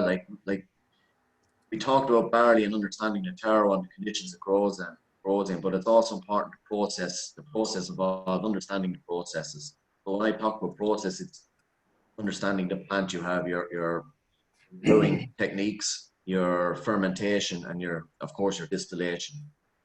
We do a double distillation at Waterford. A lot of people who visit us comment that, oh, Irish whiskey, why isn't it triple distilled? While in Ireland doesn't say whether it has to be double or triple distilled, we just choose to double distill using our ex-Inverleven stills. So any Scottish people up there, our pot stills were resurrected from Inverleven distillery that now no longer exists. And those two pot stills are sitting in Waterford. And they will do for another year. We'll have two new pot stills next year. But the history of Inverleven continues in Waterford with the use of those pot stills. We do a double pot still distillation. We go through a wash still and spirit still. We slowly distill our new make spirit, and we purposely do that to ensure we don't overstill the flavors out of the new make spirit. So we actually run the stills about 2.5 times slower than they're designed to run. And that ensures we keep that terroir, keep that flavor from each single batch through the process, then we ensure that we produce each single batch separately. So we brew, ferment, and distill each single batch separately. That new make spirit then goes into 4 different pipes of cask for the next step of the maturation. And we've only recently launched our first whiskey, which was earlier on this year. Within our range, we also use organic barley. We use biodynamic barley that's grown using biodynamic techniques. We've also introduced heritage varieties. So looking back at older varieties to see have we missed out on any flavors. Like in the 50s, 60s, 70s in Ireland, new varieties were bred to, I see Carl has thrown up 2 bottles there. Thanks, Carl. So varieties were bred in Ireland and in the UK to increase yield. And maybe we think that maybe we've lost maybe some varieties that may be packing punch with flavour. So let's look at these varieties again. We're working with the Department of Agriculture in Ireland and our partner maltings, Minch Malt, and we've resurrected a Hunter variety in Ireland that hasn't been grown since the 1970s. Our most recent one this year we distilled is using a Goldthorpe variety that hasn't been grown since 1905, and this year we've grown an Old Irish. We should have enough seed for next year's harvests. It's from the late 1890s. They don't yield fantastic. We don't know we don't know how they'll perform in regards to flavors, but they're different. And again, it's all down to different flavor from each single batch. So each single farm is different. We have as I said, our organic barley, we have our biodynamic, and now we have our heritage as well. So all of these single farms, different varieties, offer a different new make spirit. All right, so I think we'll go straight into it. So the samples you have, I'm sure you guys have the samples. So this is from Richard Carter, Timahoe in County Leitch, which is about 50 kilometers from the distillery. He's in Stradbally, County Leitch. It's actually, he's only 2 kilometers from where our famous music festival is, Electric Picnic. He's similar enough to the famous outdoor festival you have every year that wasn't on this year, but that's where his farm is. This variety is an Olympus, at the moment, sure it is Olympus. It is, yeah, from 2017 crop. And the soil type it was grown on is Elton Association soil. The Elton Association soil for us, when we're tasting all these single farms, gives us a more malty, peppery barnyard taste. Now, I won't go too much into flavor. I'll let you guys maybe come to me, see what you're picking up, and I'll give you my tasting notes after the tasting, if that's okay with you guys, okay? And I'd also like your opinion. It's a strong new make spirit. It's 71.5% alcohol, but for 71% alcohol, it's light and elegant. You may or may not find it as harsh as a lot of other new make spirits, and that's because of the way we distill it. That's the low and slow motto we use. We distill very, very slow. So direct heat at a slow rate, and we have a slow, vigorous pile, and it allows the vapors slowly creep up into the line arm. The heavier vapors come back down and are like reflux, and it's redistilled. So it should give a light, elegant taste, more floral and fruity. So let's get into it. So now you guys can break it down for our terroir project, which I'll talk to you in a minute about. We do a commercial tasting, so we taste all our new make spirit. I break it down to 3 in 1. All right, so just for continuity for all the things, because if you're tasting new make spirit all day, you would need to break it down, and to get consistency, I break it down 3 in 1. Okay. Yep. We've got a couple of questions that I'll go back to Rebecca. You raised a question. I don't know if you want to jump in rather than me read out what you wrote. Yeah. So hi Neil. We took part in the tasting as part of the whiskey show earlier this week. Excellent.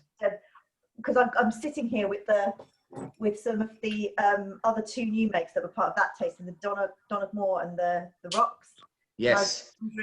So I actually also don't have. I've run out of whiskey glasses and wine glasses because we're packing, so everything's packed away. So I actually can't pour these into anything sensible to try these two against this one. But I was just wondering what the differences were, because I can't remember. So the Donegal and the rocks are actually new mix spirits from the releases, the single batch releases that are coming out in the next few weeks.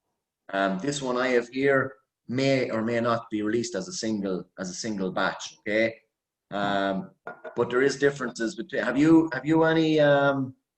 any description on the bottles you have there? The rocks and which other one did you say you had? Donegal. Is there any information on the bottles? No, just the ABV. Just the ABV.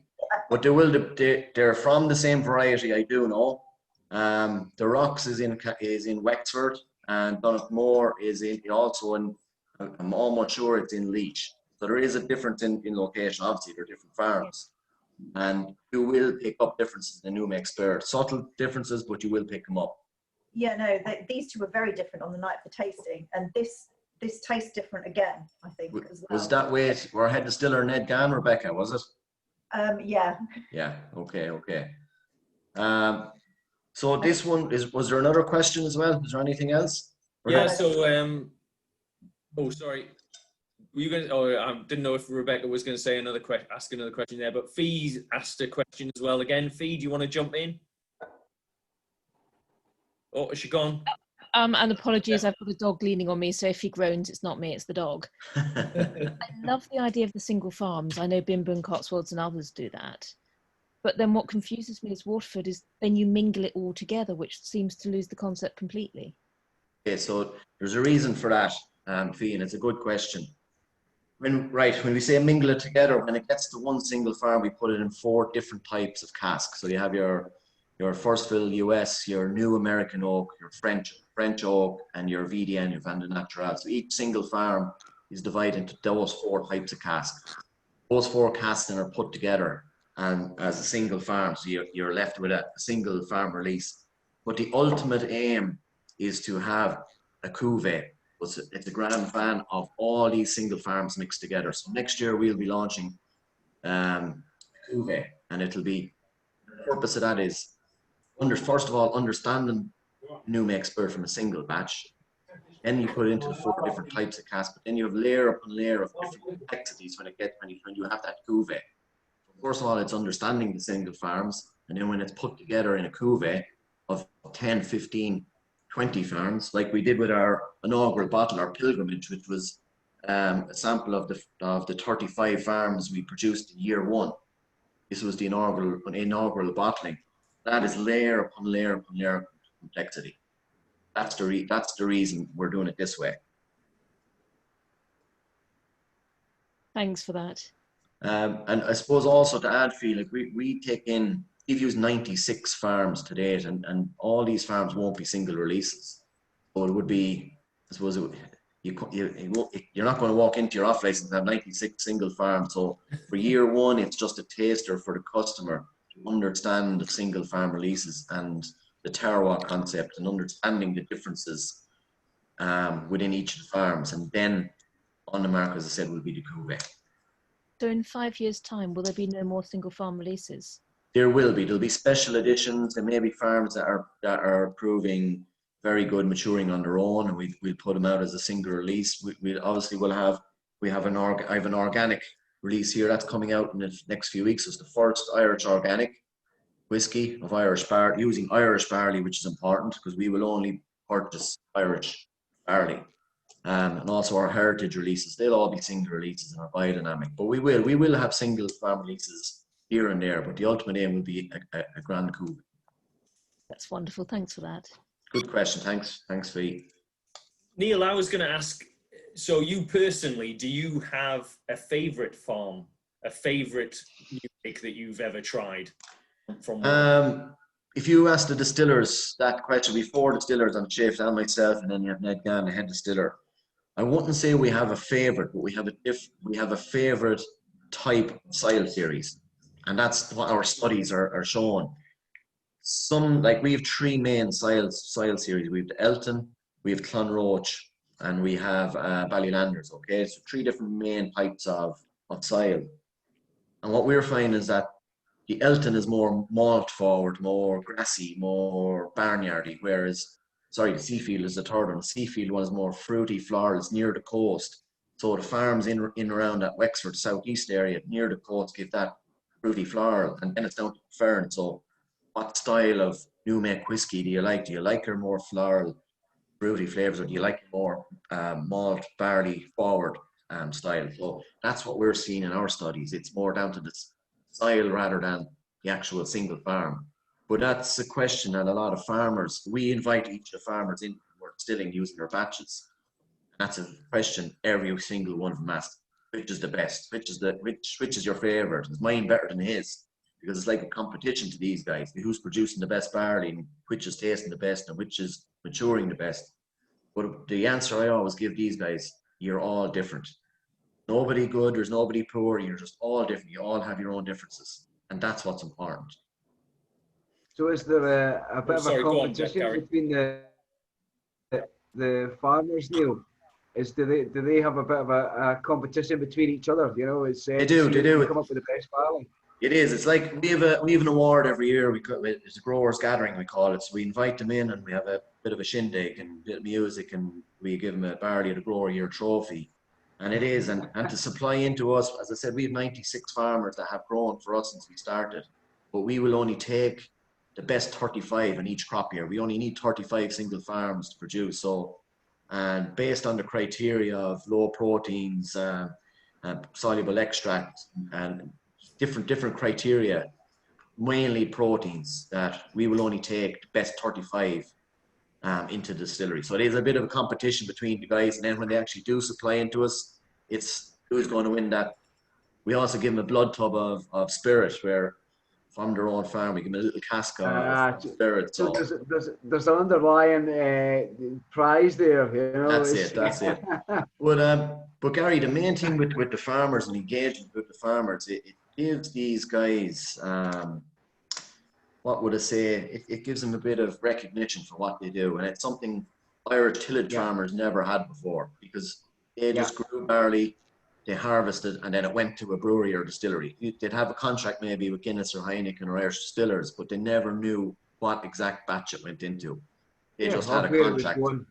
But now they have, one guy said to me, he goes, down the line now, I can actually walk into a pub or a restaurant and I can say, my barley is in that bottle. And for me, when I was talking to this guy, it was just, what we're doing is right for these guys as well. It's giving them recognition, because at the end of the day, we wouldn't be having this presentation without farmers. With raw materials that they grow, whether it's barley, rye, wheat, oats. You need these guys, or we wouldn't have whiskey or any alcoholic drinks. So they need the recognition, and they deserve it.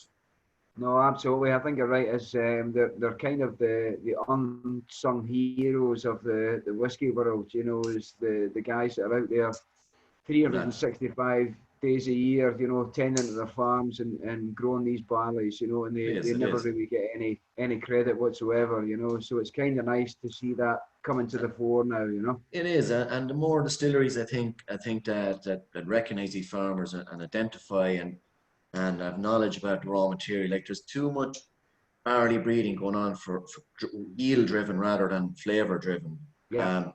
And cheaper barleys going to Europe and Russia and Hungary and all these places to get cheaper barley, and it's all about yield and money, and that's fine for the big industries, but they're losing something by doing that. They're losing flavour.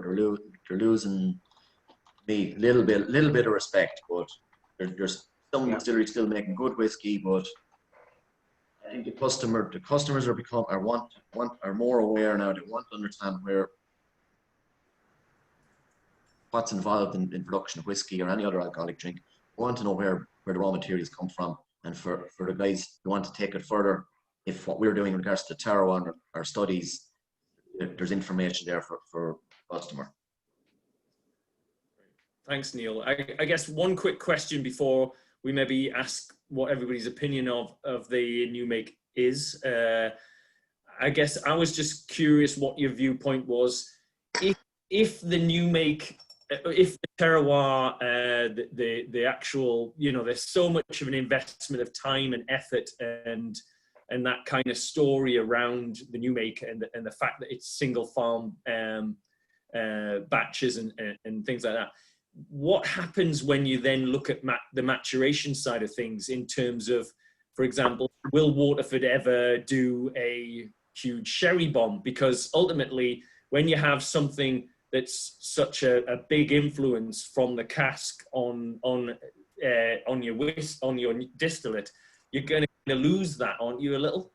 Yeah, well, for us, as I said earlier, it's about understanding the starting point, and the starting point is obviously the new make spirit. But our cask portfolio is second to none. We purchase finest casks out there, so there'll be no point in buying mediocre or poor quality casks for the effort and time we've put into the new make spirit. So the cask portfolio, like, we spend the same amount of money on casks as we do a raw material, which is not common in the distilling world. We select the best casks from America and France. Of course, wood has an impact on the ultimate flavour of whiskey. Of course it does. That's where the colour is. It's important to note as well that we won't use E150 in colouring you add to your whiskey just to standardise colour or give it that little bit. If you're using mediocre casks, we'll be completely relying on the wood.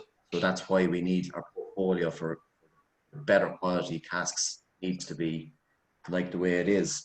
Hence the reason for the blue bottle. It's not about looking or standardizing the color. It's about the uniqueness in every single farm being different and every cuvee, because we cannot replicate each batch every year. Hence the reason we don't show the color of it. Yeah. Plus, the blue bottle for us looks cool as well. But yes, wood is very important.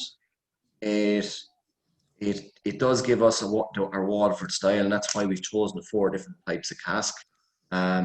The next part of our Tarawa project is going to look at casks, and where, like, at the end of the day, wood is a growing organism. It's grown in a ground.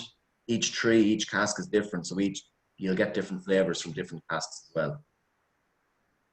Great, thanks, Neil. Can I ask a question before we move on? If that's yes, right. Henry, dive in. Go on, go for it. It's just because with so many things that you do at the same time, with so many of their own characteristics, and when you mentioned coming to blending everything together, we already know a lot of distilleries do a lot of blending, and their aim is to maintain consistency. I was just wondering if that is ever a thing for you, or do you aim to blend in hopes of trying to bring out the best in each barley? Yes. Would that be something that's more the best the in each barley? That's the way. So we won't change from the 4 different types of casks. So it's about putting the percentage of each one differently. Like if any of you are familiar with our whiskey, like we would have, say, a single farm is 1.1. So it's the first batch of whiskey from that single farm. The way Ned, our head distiller, puts together, he puts different percentages from each of the 4 casks in as he's blended, all right, based on how it's performed in each different types of cask. Our next release from the very same batch will be a 1.2. Only difference maybe is that it's 3 or 4 or 5 months older, so it'll be a bit more mature. But he might play around with percentages of different casks. Again, they've matured that little bit longer, so he might put a little bit more French cask than first fill US, or he might put a little bit more less American in because matured more, so he doesn't need as much color. All right, so it's just playing around with the 4 different types of casks is all. All right. Great. Thanks. Is that good, Henry? Okay, Henry, or do you want that's to? great. Do you want me No, to that's all I elaborate wanted on to- anything yeah. specific? That answers it. Yeah. Good stuff. So does anybody want to give their feedback on the new make itself, what they got from it?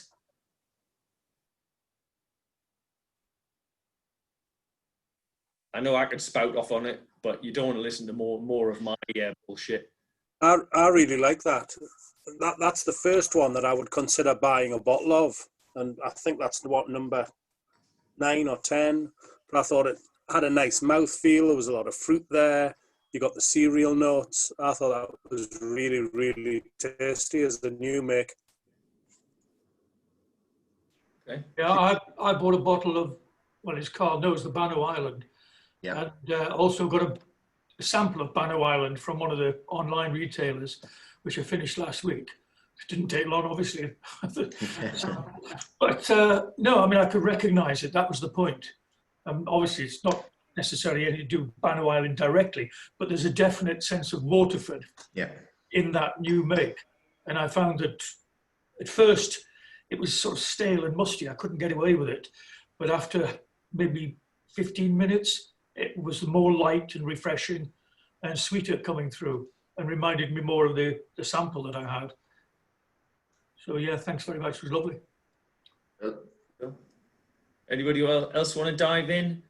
Hi Neil. What's the batch that this new make will go into? At the moment, it's 2018 distillation. So next year it'll be a 3-year-old. We tend to leave it 4 years minimum before it's release. We haven't yet decided whether it'll be a single batch release. At the moment, I'd say no. And what I would say that it will more than likely go into a cuvee, the Grand Cuvee. All right. And will you, a little bit like kind of the wine terms that you're kind of using, will you do kind of you've got the cuvee, but will you do kind of specific, maybe single farm Grand Cru cuvees and stuff like that to kind of follow that kind of theme through? That's the logic. It'll be really looking at what the wine industry does in the Grand Cuvee. We'll do a cuvee as a release, and it won't be replicated. So because you can't, because it'll be of a certain vintage. It'll be of a certain crop year, with certain farms. Even the following year, if we use the same farms, it will be a different variety of crop maybe, and it might have been a different harvest year in regards to the conditions. So you just won't be able to replicate it. So it will be different. And sorry for one last question. In terms of, have you seen much difference in the new makes from one farm in different years going forward? Yeah, we have. So in the same farm over different crop years, or in different farms? The same farm. Yeah. The same farm, and the new make from that farm. Obviously, you've got different farms, but you kind of has it become very clear that actually 1 year a new make will have this kind of characteristics, and then maybe the weather, the climate, and everything else gives the new make a different style next year. It definitely does. Each year it's different, and even just to explain it, can I do a share screen and I'll be able to, in one picture, I'll be able to... Yeah, go for it. You should have, Mike, I presume he's got the ability to do that. Sorry, now, I don't want to be flapping around with this now. Oh, it's all right. If we don't have some sort of technical issue on a night... Hey, you should have permission. I can't... Hold on. Usually it gives me a pop-up screen to share content. Oh, here it is. Yeah. There, you got it. Actually, if you want to see the distillery live, can you... this one. Okay, can you see that, guys? Yep. Yeah. Who was it asked that? Was it Bill? Wasn't it asked that question? Who? Can you hear me? Yeah. Yep. It was Peter. Peter asked the question. Yeah. So Peter, this is our terroir project. We're actually undertaking a scientific project to prove the terroir concept. Unfortunately, we have to do that. We know it exists, but we're running a scientific project, and the findings will actually be released in next month through a peer-reviewed paper from scientists in Ireland and a scientist who are using in Oregon State University, who's proven the terroir concept in beer in Oregon. So that'll be an interesting read for anyone who's interested in what we're doing. But to answer Peter's question, so this is a flavor wheel of 3 different soil series. So yellow is the Elton soil series, Clonroad and Seafield. So these were the ones I was talking to you about earlier on. So there's noticeable differences on the flavor if you can pick that up. So your Elton has more barnyardy, peppery attributes, whereas your Seafield is more fresh fruits, floral fruits, okay? So going back to Peter's question, you think of one single farm, all right? So this is a single farm. Say a farm that's grown under the Elton Soil Series over 3 different years, 2016, 17, 18. So the only thing is different, the soil is different, the farm is the same. The only thing that would be different would be the microclimate from crop year to crop year. Like for instance, this crop year was a very, very poor crop year in Ireland in regards to yield and proteins. Very high proteins because we had a drought and then we had a lot of rain come harvest, and it was an unsuccessful harvest for the farmers. We just about managed to get enough batches to do for distillation next year, but the flavors of them will be completely unique to whatever came before it. So for one single farm growing for us every year, over 3 years, you can see the differences, all right? Subtle differences, but there's differences. So Neil, this begs the question, do you actually have wood management and the use of casks, and you choose to actually use casks to almost enhance some of the flavors that you're seeing coming through from the barley and the single? Yeah, and it is, yeah. Well, before we have, of course, the cask will enhance it. So for us, it's just understanding the style and uniqueness of the new make before it goes into the wood. And yes, the wood will enhance new make spirit, but a better quality new make spirit, using a good quality wood, you will get we would say, an unbelievable whiskey wheel. No, but I guess the reason why I'm specifically thinking of our discussions that we've had as a group with the likes of Duval at the Lakes, and his really almost kind of analytical, scientific approach to the impact of the wood maturation on his distillate and on his maturing spirit as he goes, actually sort of almost fine tunes the use of the casks to really get what he wants out of the flavor profile and the end result. And I'm just curious whether you find that you're doing the same sort of almost fine tuning of the wood used. Yeah, and I think it is, and I think that's when Ned puts his blend together from a single farm. It is the fine tuning is using changing the percentages from each different cask, and that's where he's fine tuned it. Now, as I said, the second, third part of this project will be looking at the influence of wood and what it brings to. So our studies will show what the new make spirit is.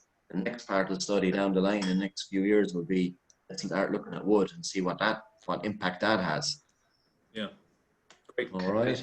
It certainly leads towards vintages, doesn't it? Rather than it is. It's vintage driven rather than distillation years or age statement. It's definitely vintages. A similar question to Carl.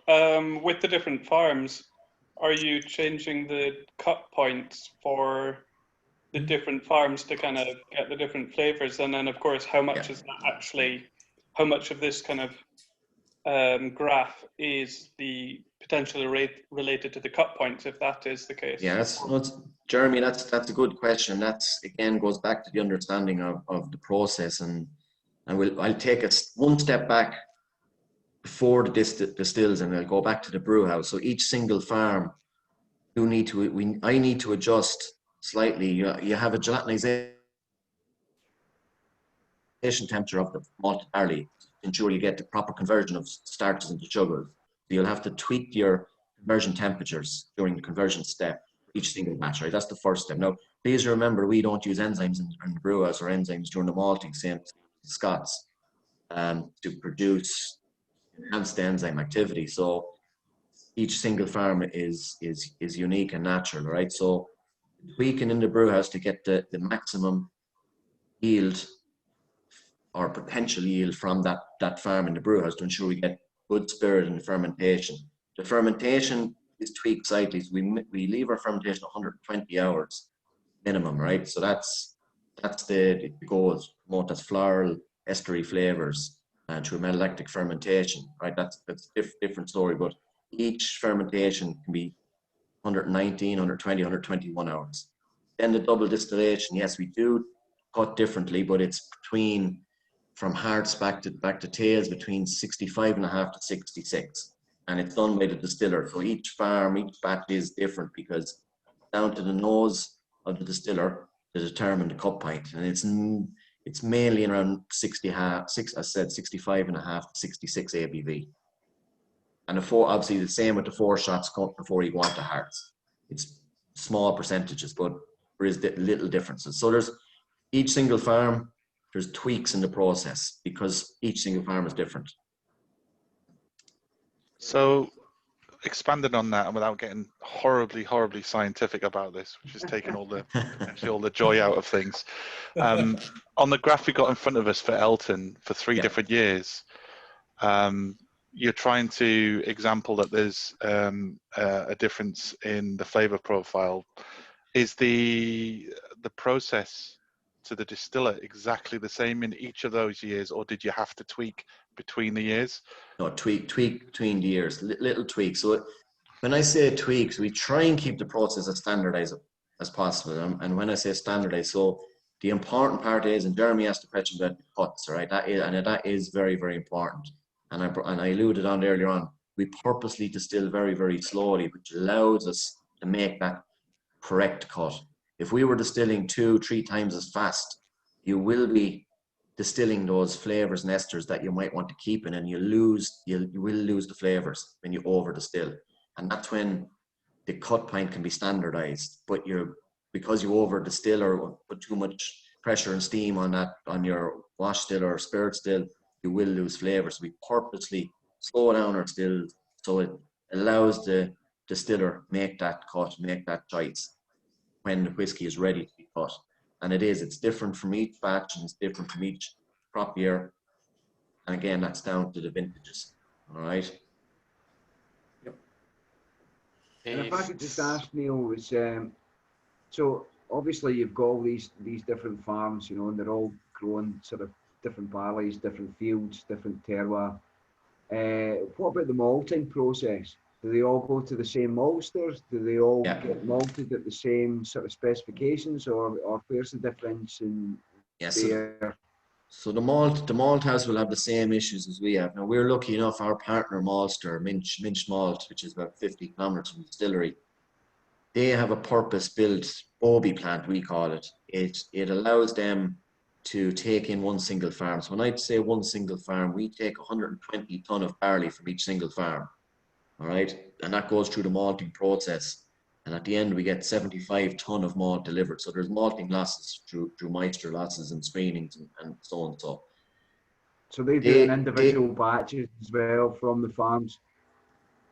Each individual batch has its own purpose-built malting stream just for Waterford barley. Cool. And of course, yes, again they have to tweak their processes for each single batch. Again, this is very new. And new for these guys as well. So there's no maltster in Ireland, and I don't know in the UK. Maybe for the smaller distilleries that are growing their own barley, they have their own maltster that are doing smaller batches. But 120 ton per batch, there's no maltster in Ireland anyway, and maybe the UK that's doing single batches to that size on one single stream. Yeah, maltsters normally bring in thousands and thousands of tons of one variety of malt. Yeah. They malted one big batch, and then that goes to a distillery or brewery, and it does them for 2 months until the next batch is malted in one huge batch from all the different single farms and different areas. So to answer your question, yeah, we have a designated malting line, and the process is tweaked for each single batch to ensure that they get the specification that we require, which is looking at soluble extracts and friability and fermentability of the malt. Thank you. If I could just ask, so following on to my previous question, so you were talking about blending within the single farm, but when it comes to your grand cru, when you try to mix in multiple farms together, how would you sort of pick out what characteristics you want from each farm, and so what's the focus with trying to blend in all the different farms? I think the focus will go back to the flavour wheel you're looking at. So we may pick maybe farms in the Elton series and maybe the Clonroach series that may work good together. So we'll select the single farms from maybe those areas. We could select a number of farms from one region, maybe the Clonroach area, 10 farms. The cask breakdown will be the same for all the single farms. The 4 type of cask will be the same. So if we pick 10 farms, for example, if we pick 10 farms from the Seafield region, right, so it gives you that more floral, fresh fruit style of New Make spirit. That will come through on the finished spirit after the maturation period. Single farms will be still matured in 4 different types of castle. For example, if we picked 10 farms, so what Ned will do, he'll still use the same percentages of each of the 4 casks for a single farm, and then put them all together in different ways. But again, that's work that Ned hasn't done. The closest we've got to it was the pilgrimage, the inaugural bottle, where he picked 35 farms in that make up this batch using the 4 different types of cask. That's great. Thank you. Sorry, actually, I apologize. I'm wrong there. That all came from actually one type, which was First American. Apologies. All right, but the Grand Cru or the Grand Cuvée will be from the 4 different types of cask. Is that okay, Henry? Yeah. And guys, if any of you have any questions after this, I'll throw up my email address on the comments, and you just email me any questions you have outside of this, just in case we're boring some of our audience with the technical questions. I have that's fantastic. I have one last question. It's kind of like riffs back to the whole point of doing a new make tasting, and that is to identify probably a distillery's house style from the new make. With having this level of control and this level of separation, will Waterford Distillery ever have a house style, or will it always be distinctly different year on year, bottle on bottle, or batch on batch, because this is from that farm and this is from that year? Will we never fall into a single house style? No, Good question. No, it is a good question, Andy. I know it's the second part. Everything will be different from batch year, from crop year to crop year, different vintages. We will not be replicating anything. I'd say the closest we'll get to it will be, we'll have a cuvee, but every year it's going to be different. There's not going to be a standardized, this is Waterford whiskey, but the style will be the same. The style of, and I think one of the guys earlier on said it, that when he tasted New Make Spirit, he felt that he picked it up in a finished whiskey. So it's the style of New Make Spirit, the way we look after the barley, the way we distill it. And then you have that, I think it was Bill, was it? Bill mentioned it. So that will be the closest we'll get to a Waterford style. It's New Make Spirit and the single farm batches. Cool, thank you. Great stuff. Okay, so bloody hell, we might be here till next Tuesday. No, honestly, that's not a new thing for us. I think we tend to like to dive in, do a deep dive on a lot of things. So, but thank you very much, Neil. You've given us some great insight there. I don't know if anybody else has got any other questions. Again, Neil, you're welcome to stick around for longer. I know we've done 3 so far. We've got another 3 to do.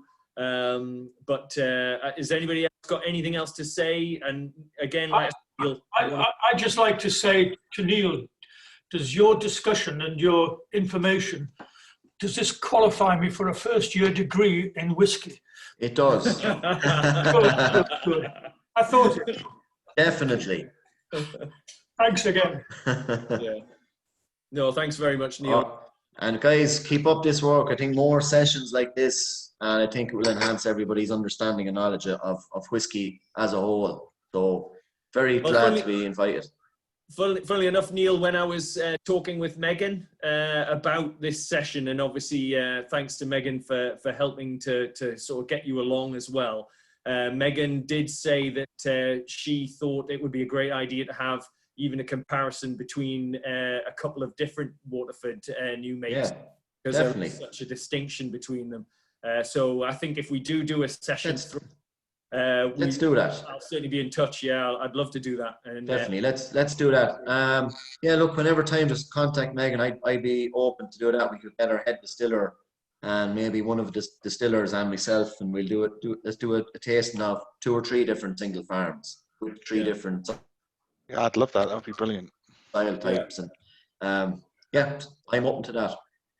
Yeah, great stuff. And I think actually, I may even try to organise where we could maybe get some of your actual expressions to do, you know, to do side by side with the new make. That would be great as well. So I'll definitely be in touch on that one. But again, thanks very much, Neil. That's great. So can I ask one question? Who's turning off the lights tonight? I like that comment at the end of it. Who's going to be the last man standing or lady standing? Well, sometimes it's gone on till after 2 o'clock in the morning, so I'm not sure I'll. Enjoy, guys. Enjoy the night and stay safe out there. Cheers, Neil. You too. Thanks, Guy. Thank you. Thank you. Thank you. Right. So we now have another decision. I'm kind of checking to see if Ian's around, and he must be still on his call. I think he said he was going to. This is Ian Allen from Glenmoray. And I think he said he was probably busy until nearly 9. So it's coming up to that. So we have the choice of the last 3. There's Glenmoray, and then we have Glen Scotia, and we also have Daftmill. So the question really is whether we go into Glenmoray yet, or still give Ian a little bit more time, or we maybe dive into Daftmill was the next one in the lineup. So that's number 5. So I'm guessing we're still. I was going to say I wasn't going to drink my Daftmill. I was just going to put it in a very small cask, mature it, and then sell it for a huge profit. Buy more other whiskey. That's what we're all thinking. I'm going to make an executive decision, and shall we go with Daftmill? Yeah, I think we should give. Ian's been a friend of the group. I think we should give him as long as we can. Yeah, I tend to agree. So without further ado, again, I had hoped, and I think Francis would have liked to have been here, Francis Cuthbert, but I didn't get a response back when I left him a last message.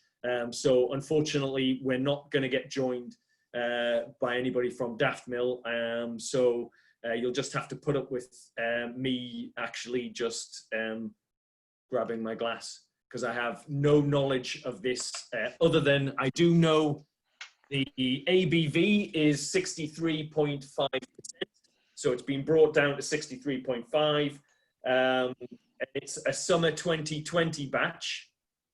So that's that's literally all I have to go on. That's the little sticker that was put on the bottle.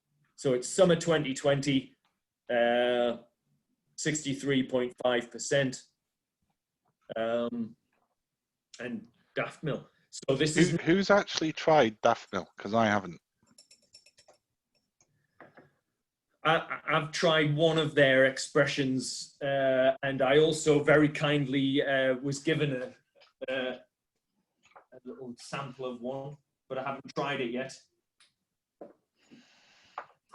So I've got that one. Some of the inaugural release. And Is this a classic Carl an open bottle? Yeah, it's actually getting round to it. That's my only excuse. Sorry. Sorry, did I interrupt there? Was someone saying that they had tried some of the Daftmill as well? Yeah, I've had some samples of the inaugural release, which is, I think, the only whiskey I've managed to partly spill during tasting. And one of the other ones, a summer or winter one. I think it might have been winter, but yeah. Yeah. I mean, it's like unicorn shit, isn't it? Really, you're not going to find it very readily available, because it just seems to disappear off any website before it even gets put up and live. So I mean, it just is very difficult to get a hold of. So I was quite lucky in the early days. Was before the everybody got wind of it. Was Berry Brothers weren't doing ballots in the early days, and I got a pally with one of the guys at Berry Brothers, and he would always ping me an email just before they were going to release the bottles. So I've got a few of the early. I missed the inaugural but then I got sort of most of the summer and winter releases for the last couple of years until obviously now it's all balloted. So yeah, this one is I don't know if you guys can see that, it's 2008. Yeah. Summer release. I've had a couple of them in bars and stuff like that as well. I think it's really good stuff.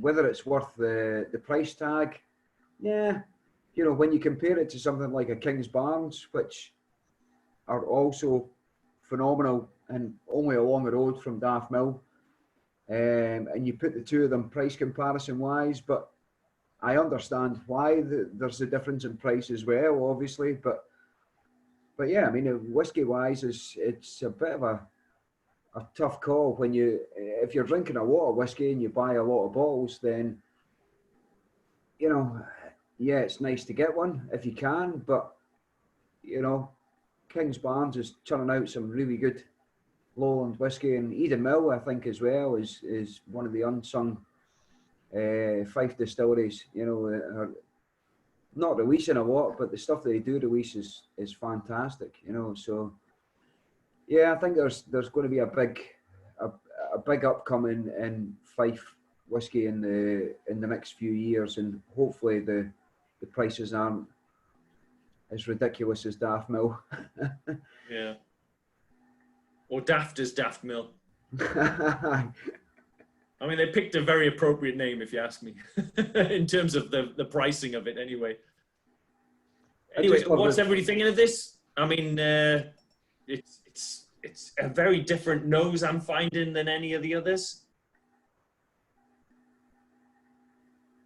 And hi, Ian. You timed that well. We decided to go with and just crack on with Daft Mill in the hope that you might be able to join us.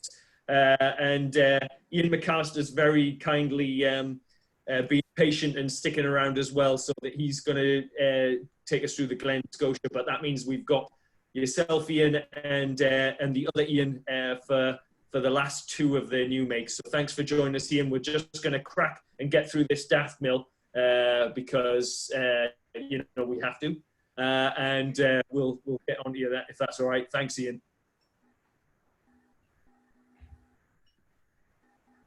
So everybody's very quiet.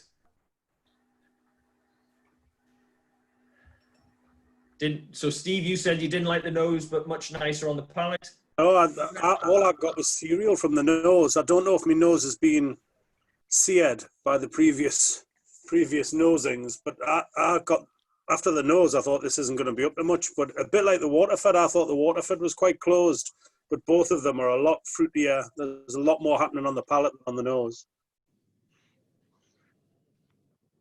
Sorry, Carol, what was did they give you a year on this one? Yes. So it's summer 2020. Let's say 63.5%. Sorry, what was the ABV on that one, Carol? So they brought it down to 63.5. Okay.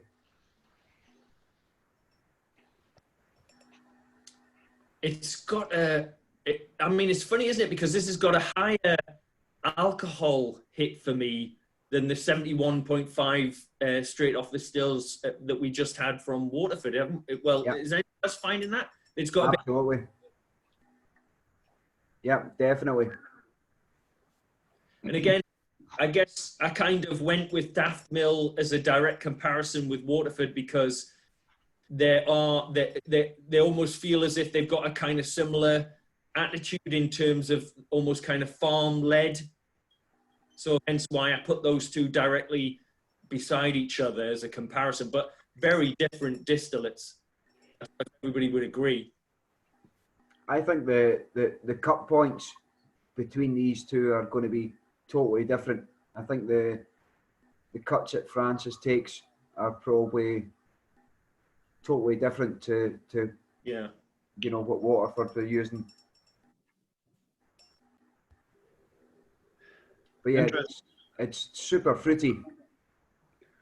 It's interesting that that Francis is aiming for something that's 10 years plus, and I wonder if that is influences what he aims for in the new make as well. A lot of the new make that we've tried over the 2 sessions has been aimed for maybe 3, 4, 5, 6 years releases, and I think this is more in common with those new makes that are kind of built to go longer. Yeah, I think you're right, Ian. I think you're right. It was interesting. I was at the Fife Whisky Festival, and this year it was, I think it was one of the last ones before lockdown came in, and Francis did that morning fill like a pump bottle with new make and had it on the stand with a handwritten hand sanitizer label in it. Most expensive hand sanitizer in the world. Yeah. Again, I don't know whether you would agree, but this is definitely one that's a bit worryingly drinkable. I find all of them worryingly drinkable. That's my problem. Yeah, but this is quite meaty. I think, I don't know if anybody else is sort of saying that. Sorry, I haven't been checking while I've been concentrating on nosing and trying this one. But for me, it's got a bit of a meatiness to it as well. And yet, actually, on the glass, it doesn't seem to be as oily and as viscous as some of the others that we've had.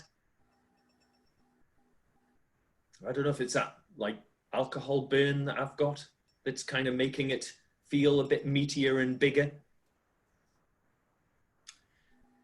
I mean, I don't know if you've got any more to add. Anybody want to dive in with what their views are? I'm really sorry that I haven't got any about, you know, to be able to dive into the kind of detail that we've just experienced with Waterford. I mean, it would have been great to have done that, and maybe I could see if I could get a little bit of information to share after this evening. But yeah, what do you think? It's definitely more sort of savoury, festive notes coming after adding a little bit of water to it. Yeah, I've added a tiny little drop to that, and actually now that you've said that, I forgot that actually I'd done that, and it's definitely converted it almost from a more fruity kind of note to it to a more savoury note just by adding that little bit of water, which is weird. Has everybody else put a little bit of water in the dregs of their? Yeah, I put some water in mine because I put water in everything, and I just definitely found that it became more meaty, more savoury, with just a couple of drops of water. But by the same token, it's like I said on the second one, I've got a bottle of 11-year-old Long Row Cadenhead Society bottling, which I'm going to enjoy after this. You lucky devil, Bill. Sorry? You lucky devil. Well, I don't know, there's not much left. But I mean, this honestly, I'm finding, because I wasn't at the first one, a fascinating experience, because I did expect to just get a lot of glue and modeling paints and all sorts of things. There are all sorts of tastes, but I can't honestly see this taking the market away, despite what's happening with Neckneen and Daft Mill and one or two others. Well, particularly Neckneen at the moment. I don't know if you've been on the auction site for that. I mean, I got the inaugural bottle. Yeah, I got a bottle for about 90 quid. And I mean, if I'd gone the first month, it would have gone for over 500. So there's an awful lot of people out there with an awful lot of money who want an awful lot of experience. And maybe I just fall to the bottom of the barrel there, and I'll just tag along with these little expressions. So I just got batch 1 and waiting on delivery of batch 2, both for 50 quid each. You know, it's, yeah, I've got batch 1, but I haven't put any tonic water in it yet, as they advised. Don't you dare, Bill.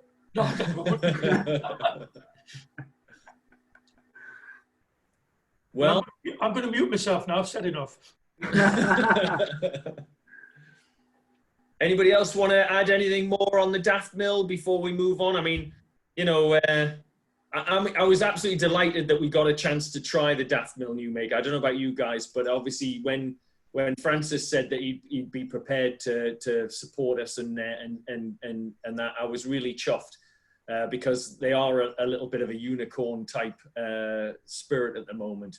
Well, they have been from the start, but I'm pleased, but I'm not entirely sure, just like almost kind of like what you were saying, Gary, that I'm not entirely sure why, other than the rarity value, I guess, because it isn't some sort of stunning new make in itself. But it is nice. I mean, I'm drinking it, and I would quite happily, and I think somebody said it, you know, for the Waterford, they would buy a bottle of the Waterford new make. For me, I would be tempted to just sit and sip that, and maybe I'm just a complete nut alcoholic now that I'm going into new make and quite enjoying it. Holy crap. But yeah, enjoyed it. Nice. And on that note, unless anybody else has got anything else to say, we may well be able to go with Glen Moray now. Glen Murray, even. I'll get the bloody pronunciation right at some point. Are we all good? Yeah? Okay. In which case, I'd like to sort of invite Ian to unmute himself and come and join the party. Ours is much better party than the one you've just been on. Yeah, I'm glad I made it here, because I kind of considered the people who would sit and do a tasting of 5 new make spirits are the kind of batshit crazy people that are my people. I'm good with that. Yeah. So how many have you tried so far tonight? Where are you in the list? Yeah, sure. So what we've done is we started with Cotswolds. We then did Galani from Israel. We then jumped Glen Murray, and we did Waterford. And then we've just done Daftmill. So we've done 4 so far, and we have yourself, and then we have Ian McAllister, who's very kindly sitting patiently, and we're going to do Glen Scotia after you. So you're okay. The second last for tonight. Yeah, no, thanks for kind of delaying us. You know, as I say, you know, I was being flippant there, but, you know, I've never been involved in a new make spirit tasting previously. So I was interested to see, A, what state people were going to be in, and B, how people were getting on with it, what their thoughts were with regards to new make spirit, because it's not something that we often get to taste and sample and put out there. So it will be nice to get your feedback. However, I will add a caveat to the Glen Murray new make spirit that you guys have got in front of you. What you've got in front of you is not, ultimately, could probably argue is not Glen Murray new make spirit, because this was a sample that was taken from our spirit safe a few weeks ago now, before I sent it to Carl for you guys to get hold of. So when you take a sample from the spirit run, what you're doing is you're taking a snapshot of the run. You know, when we first cut across onto spirit from the kind of heads of the run into the heart to the tail, you know, when we first cut across to when we first cut off spirit, what you get is a very different flavor profile, the top to the bottom. And it's that spectrum of flavors that combine and marry together to ultimately create what is Glen Murray new make spirit. So what we've got here is, it's about 10 minutes into the run. So it's a point, kind of the top part of the Glen Murray new make spirit, where we tend to find those kind of slightly fruitier, more estery characters coming through. Not that we're ashamed of our new make spirit, it's just that the spirit receiver was locked at the time, so it was just the only thing we could get our hands on. So we didn't do anything to particularly mask anything. It's just I wanted to get it down to Carl as quick as I could, because I do realize how much work and effort goes into decanting into the bottles. So it's not going to make you blind. Asks Steve. Well, certainly I hope it doesn't make you blind. I'll add that in there as well to the mix. On this note, I don't often taste New Make Spirit. I did right when I first started doing tastings. I took New Make Spirit to pretty much every tasting I did, but I never quite knew where it fits in a tasting. You know, do you pull it out at the beginning of the tasting so that people have ultimately what you would call a control dram or an entry point to the spirit and then see how it develops? But generally, we don't bottle stuff at 69% ABV. So, you know, from an alcohol strength perspective, where does it sit in a tasting? And I used to get a lot of complaints that, you know, as soon as you've tasted the New Make Spirit, you've lost your palate. However, once in Germany, you know, 95% of my role is to talk about our single malt whiskies, but 5% of it is to talk about our blends. And I was sent out to Germany to do a deconstructed tasting of Label 5, which is a challenge at best at times. But what didn't help me was the fact that they sent over New Make Spirit from our grain distillery at 94% ABV. I was looking for the reduced stuff, but they sent me this full-on strength stuff at 94%. So didn't know what to do with it, put it out in the tasting and told people ahead of, do not drink it, it's 94%. As soon as you tell a room full of people not to drink something, their automatic reaction is to drink it. So, so I get that people are looking for extremities. Actually, I sat in a tasting with Billy Abbott recently in the Whiskey Exchange show, and he was talking about extremities. So this is one of these tastings. So sorry, I'm getting distracted and going off on a kind of different route here. But so basically what I'm saying is what you've got is not really an overview of Glenmorangie. It's a point in the run of Glenmorray's New Make Spirit, but it will give you a good feel and a good direction for the style of spirit that we create at the distillery. So basically, we generally have relatively short stills. So the line arm is also at quite a low angle. So what you will find is that it's quite oily, it's quite viscous, but also it brings a softness and an elegance to it within the spirit, which makes it wonderfully drinkable. And it's part of the reason that ultimately we can create whiskies like our classic, which is a young, no, if I can get it right, young non-age statement single malt whiskey, matured in bourbon casks, mix of first, second, and third fill. So because we've got that kind of incorporation of third fill cask, you are hoping that the spirit can carry a lot of the weight of what you're tasting in the profile of your whiskey. And we feel it does. And, you know, non-age statement whiskies has generally been a conversation within the whiskey industry in recent years. But we've done the classic as a non-age since the 1990s. So it's been part of our range for a long time, and we've been comfortable with it because we feel our spirit has a certain flavor profile and character that can justify that younger entry level point that we have.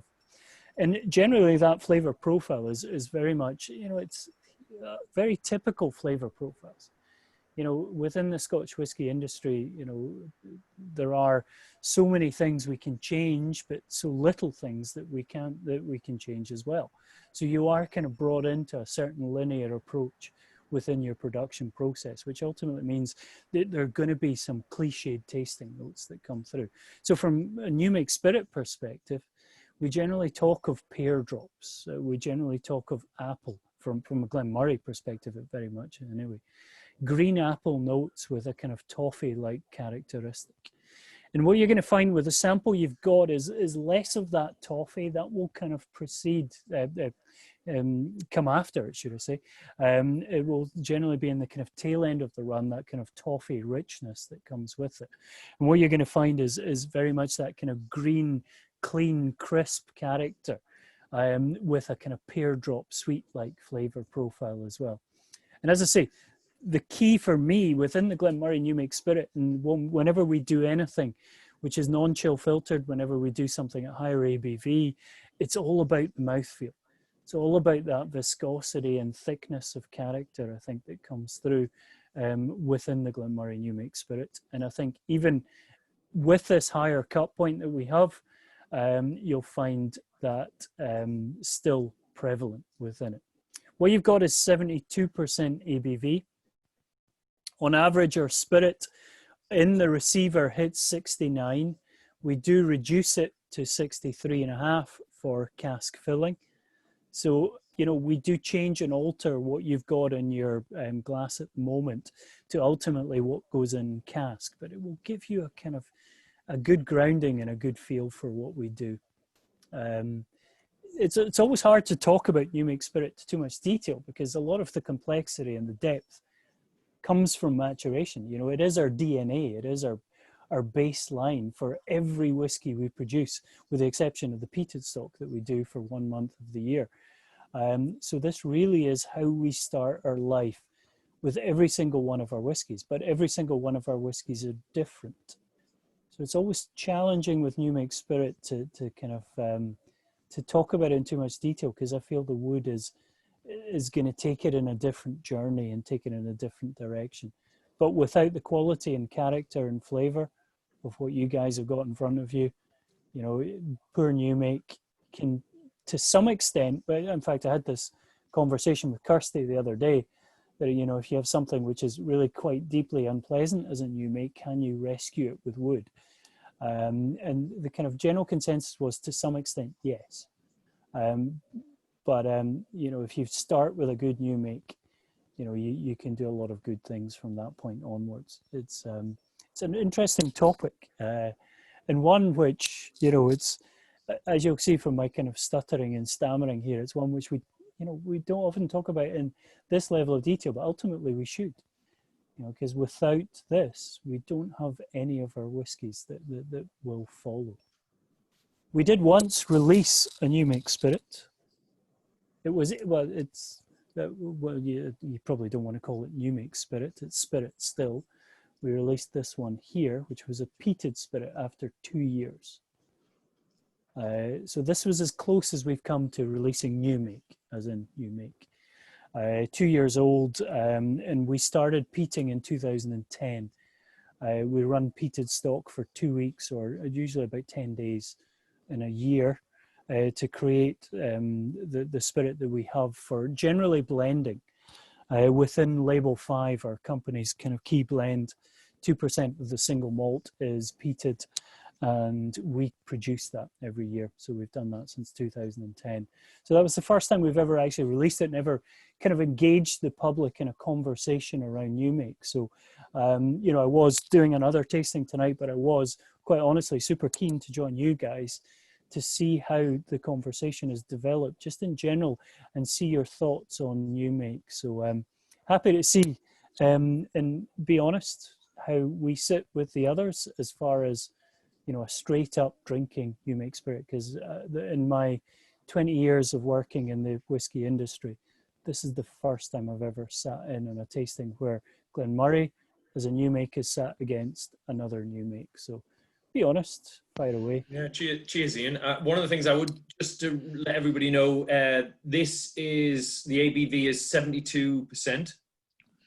I think this is the highest that we've had in the entire 13 different new makes, even in session 2. In session 1, I think the highest was, I think, 71.5, if I remember rightly. So it's up there, definitely. And I believe, correct me if I'm wrong, according to the notes I've got here, this was bottled or put into a bottle for us on the 3rd of September.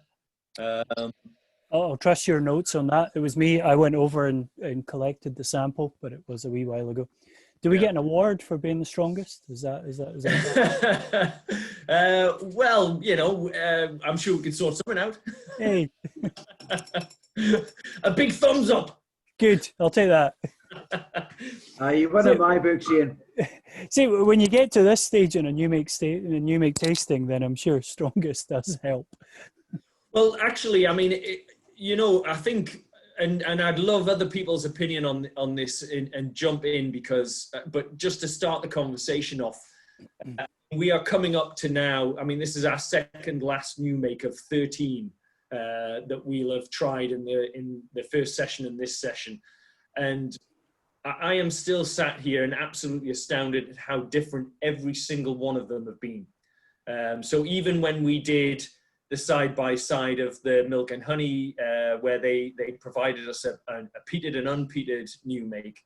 And obviously, there's the obvious difference between those two, but actually, even the fundamentals, even the kind of flavor profile between the two seem to be very different to me anyway.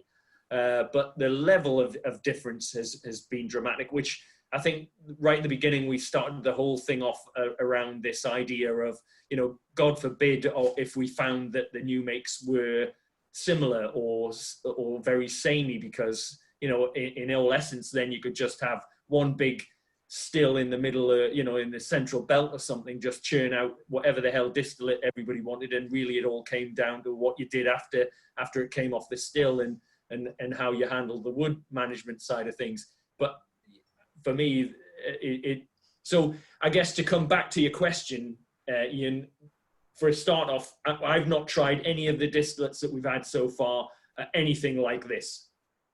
So, you know, I mean, that's my first point, and I just would like to now put it out to everybody else to jump in. What do you guys think? I think what's really interesting about this is probably what you'd call the first non-craft distillery of all the ones we've tried in quantities. Everyone else professes to be craft, fermentation times are longer and stuff like that, and this is still really, really lovely.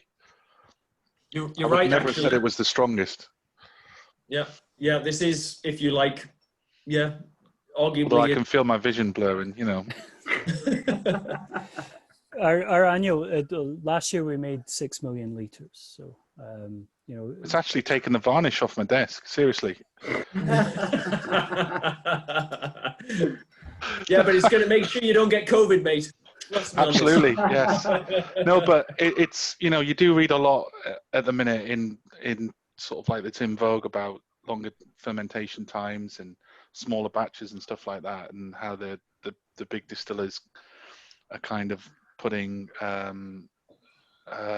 sort of profit over those things. But I wouldn't say that was evident from this at all. It's really, really nice. I'm really enjoying it.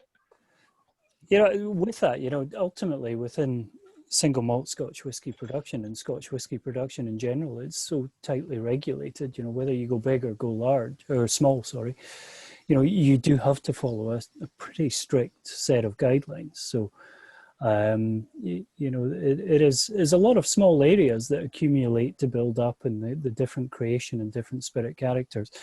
You know, for many years we talked as an industry about putting dents and stills that needed to be there. You know, these are small areas and probably have some minuscule effect, but it's so many different points of contact within the process that allow us as an industry to have, you know, 130 odd different distilleries in Scotland, all producing different new makes. And, you know, for me, the interesting part of this conversation tonight is about, you know, that baseline spirit, because as an industry, we typically don't showcase it. We don't bring it out and let people try it occasionally at master classes or different tastings we do. So yeah, it's great to see a bit of light being shone on this side of it, because it's integral to creating the character of a specific distillery. I think it's really interesting as well for me, and is this one out of certainly tonight's tasting, this is the one that doesn't scream the DNA of Glenmorangie as much as what I've tried through some of the other new makes.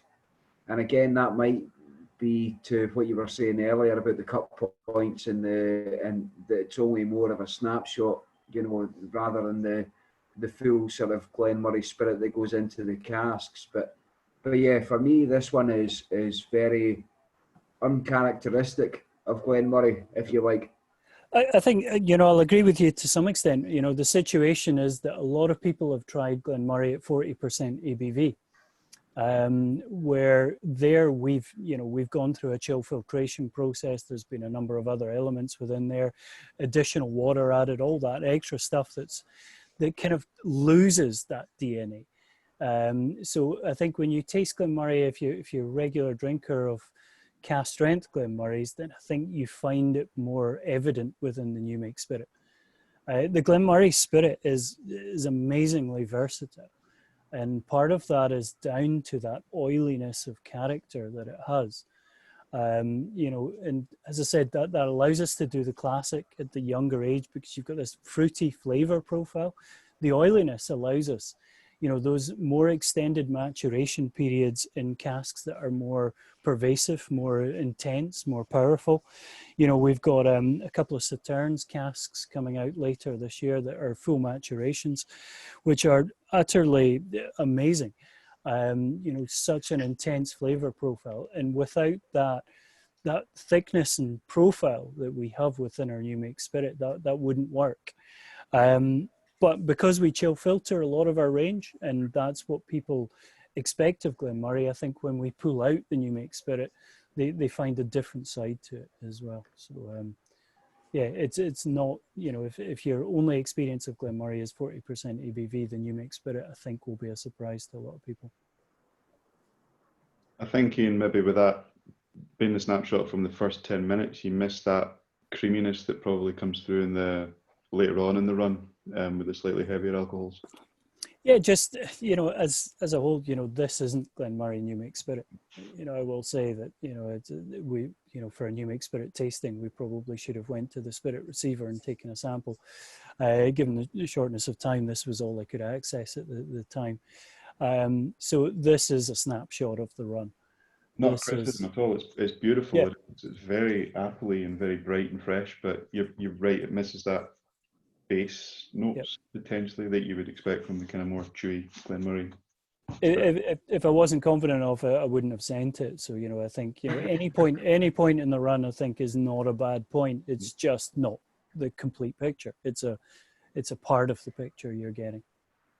Yeah, I also like to add as well, Ian, that I am a huge fan of Glenmorangie as well, and I think it's massively underrated, you know, as a single malt, you know, as what you guys can do with a wine cask is quite phenomenal, you know, and I think even go back to the early days of the Chardonnay casks and things like that, you know, some of your white wine casks, which were the ones that really got me into Glenmorangie, you know, and looking at that lighter side of Speyside, you know, it doesn't have to be this big Sherry Macallan that everybody expects, or an Aberlour or something like that, you know. It's like, you know, a Speyside can be this really fresh, vibrant, fruity, light, you know, summery sort of whiskey, you know, and I think it still gets a bit of a,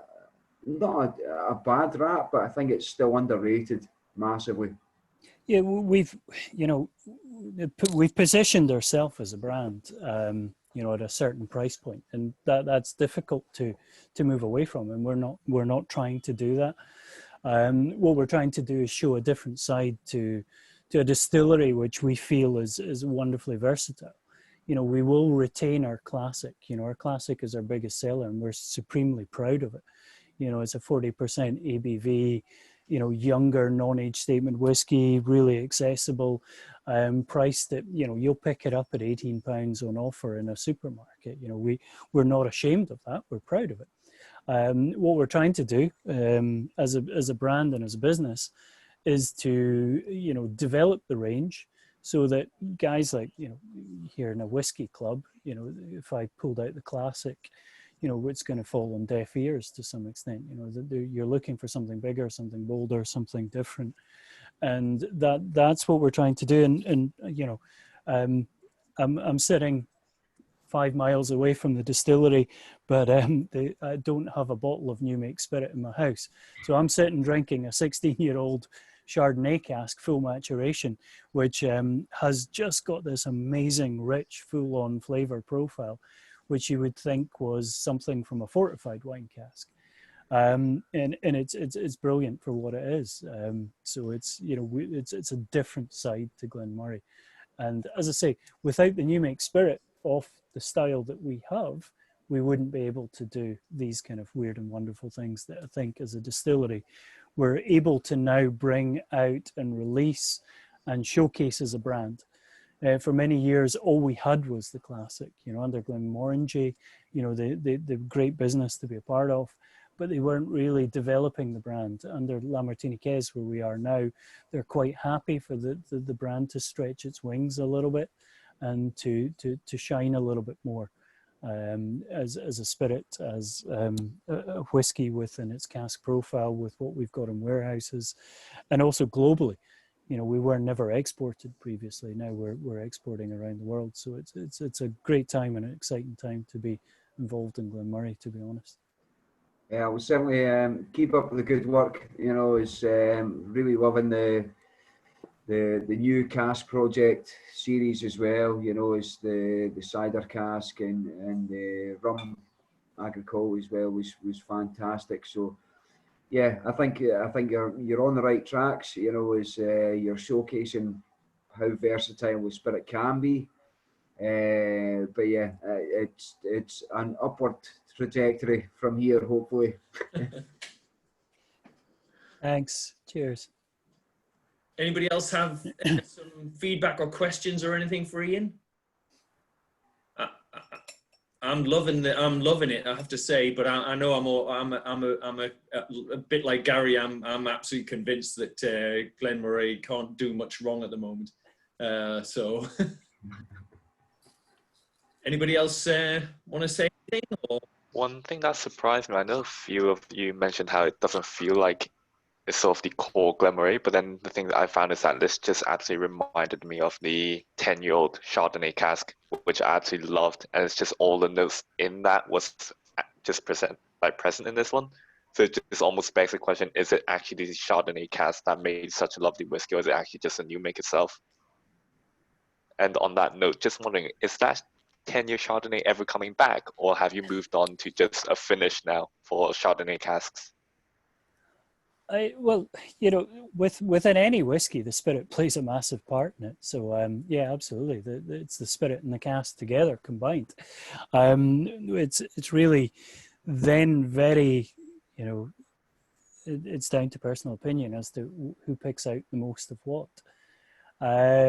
So yeah, so the spirit and the wood both had a massive part to play, particularly with Chardonnay casks. You know, we're using French oak, so we're taking a slightly different direction from what we typically use with American oak. So if that is a particular favourite of yours from the Glenmorangie range, it might be that French oak influence that took it in the direction that suits your palate.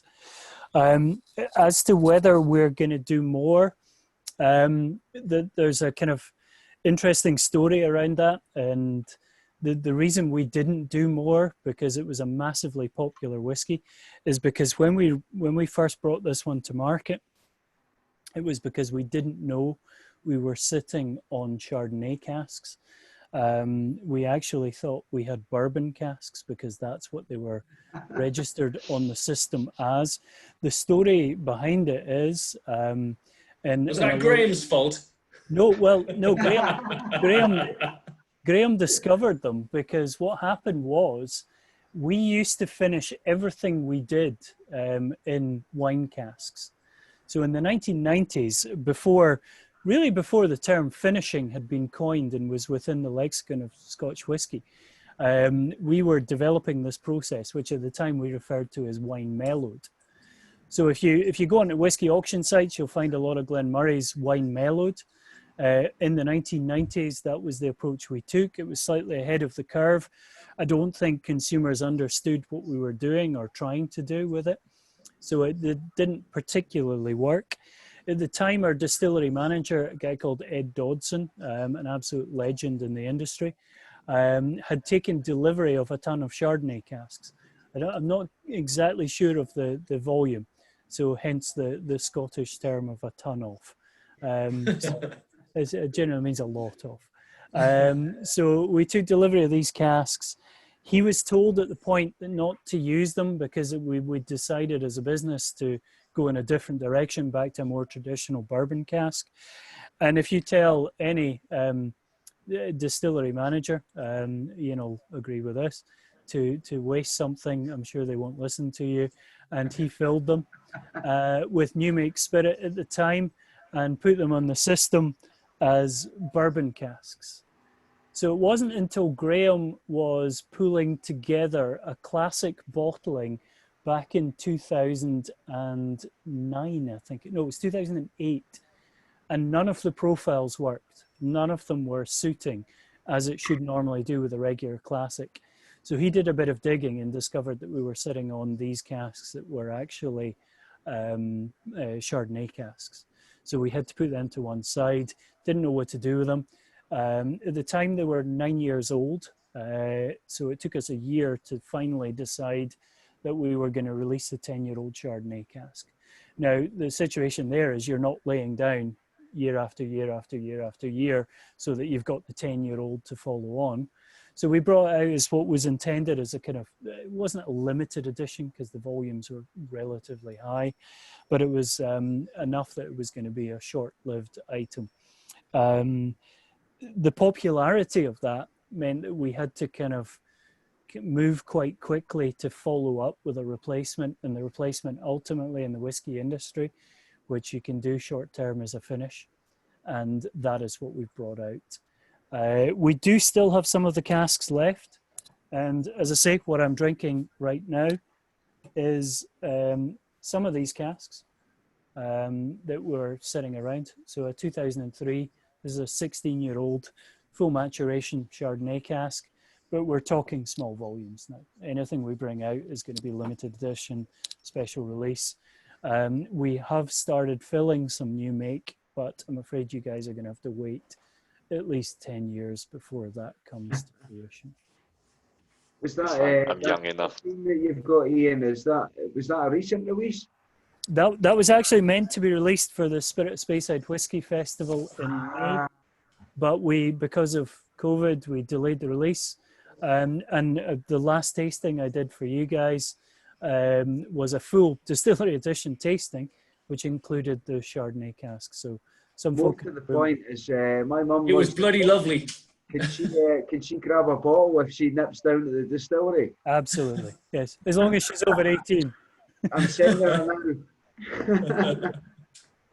I've just tried the Chenin Blanc cask as well, and that is stunning. I love that stuff. That's one of my favourite Glenmurrays. Is that Chenin Blanc was just fantastic. Yeah. Well, I know that when we did that tasting with Ian, I know one of the guys that sat on the tasting, I won't name him, Davo, sorry, bought a box of it. So I think he bought 6 just himself there. So I'm surprised you've got any of that left. Good man. I have to come in on that call. The Glenmorangie tasting was one of the most enjoyable I've done. That Chenin Blanc was awful. I couldn't. The others were superb, but that Chenin Blanc was just, I don't know what Ian's done to it. The rest were fabulous. The difference on that one, Ian, what have you done to that? Well, the Chenin is the most polarizing of all our whiskies. You know, we've done peated stuff. We did the peated. Normally, you would expect peat to polarize people, but ultimately, Chenin brought sulfur. And sulfur will polarize drinkers. You will get people that absolutely search it out. They want it, they like it, they love it. And then you get the other side of the coin, which is those who hate it. And to be honest, these are the whiskies I love working with because I like these extreme reactions. Yeah. The odd thing for me was I was enjoying it so much, and that one came along. And you know when you have the first taste and you think, I've just got that wrong. But I hadn't. It was just, it didn't agree with me at all. And Davo described exactly why he liked it, and for exactly the same reasons I hated it. But the rest of the tasting superb. But that one. Mike, we need to eject this person. Just get rid of Steve, really. No, he's good. Honestly, I refuse. No, I'm joking. I love these extreme views in whiskey. You know, without it, you know, there'd be one tasting. You would have one whiskey, and you know, we have a range of at the moment 15, 16, include limited editions, maybe 18 or 19 whiskies, and we don't expect everybody to love every single one of them. That would be great. But ultimately, you know, we create these different expressions to hit different people so that you find something within our range that suits your taste. And if I do a tasting where everybody loves the same whiskey, I always feel we've done something wrong, and vice versa. You know, if everybody hates the same whiskey as well, you know, we should, that should not be a part of our range. So having these extreme opinions on different styles of whiskey, I think, is absolutely means we are doing our job right. We're hitting different people with different expressions. So on that note, I'm going to try and pull us back to new make. Because we seem to have got slightly distracted for good reasons, and it was good. It was good. I'm not going to, you know, I'm not going to sit here and say anything else. But so the new make. Any other sort of feedback or opinion around the Glenmorangie new make? An awful lot better than the Chenin Blanc. You should have gone. I found it quite creamy, which I hadn't found in a Glenmorangie before. Yeah. Yeah. Any other? Did anybody not like the Glenmorangie new make there?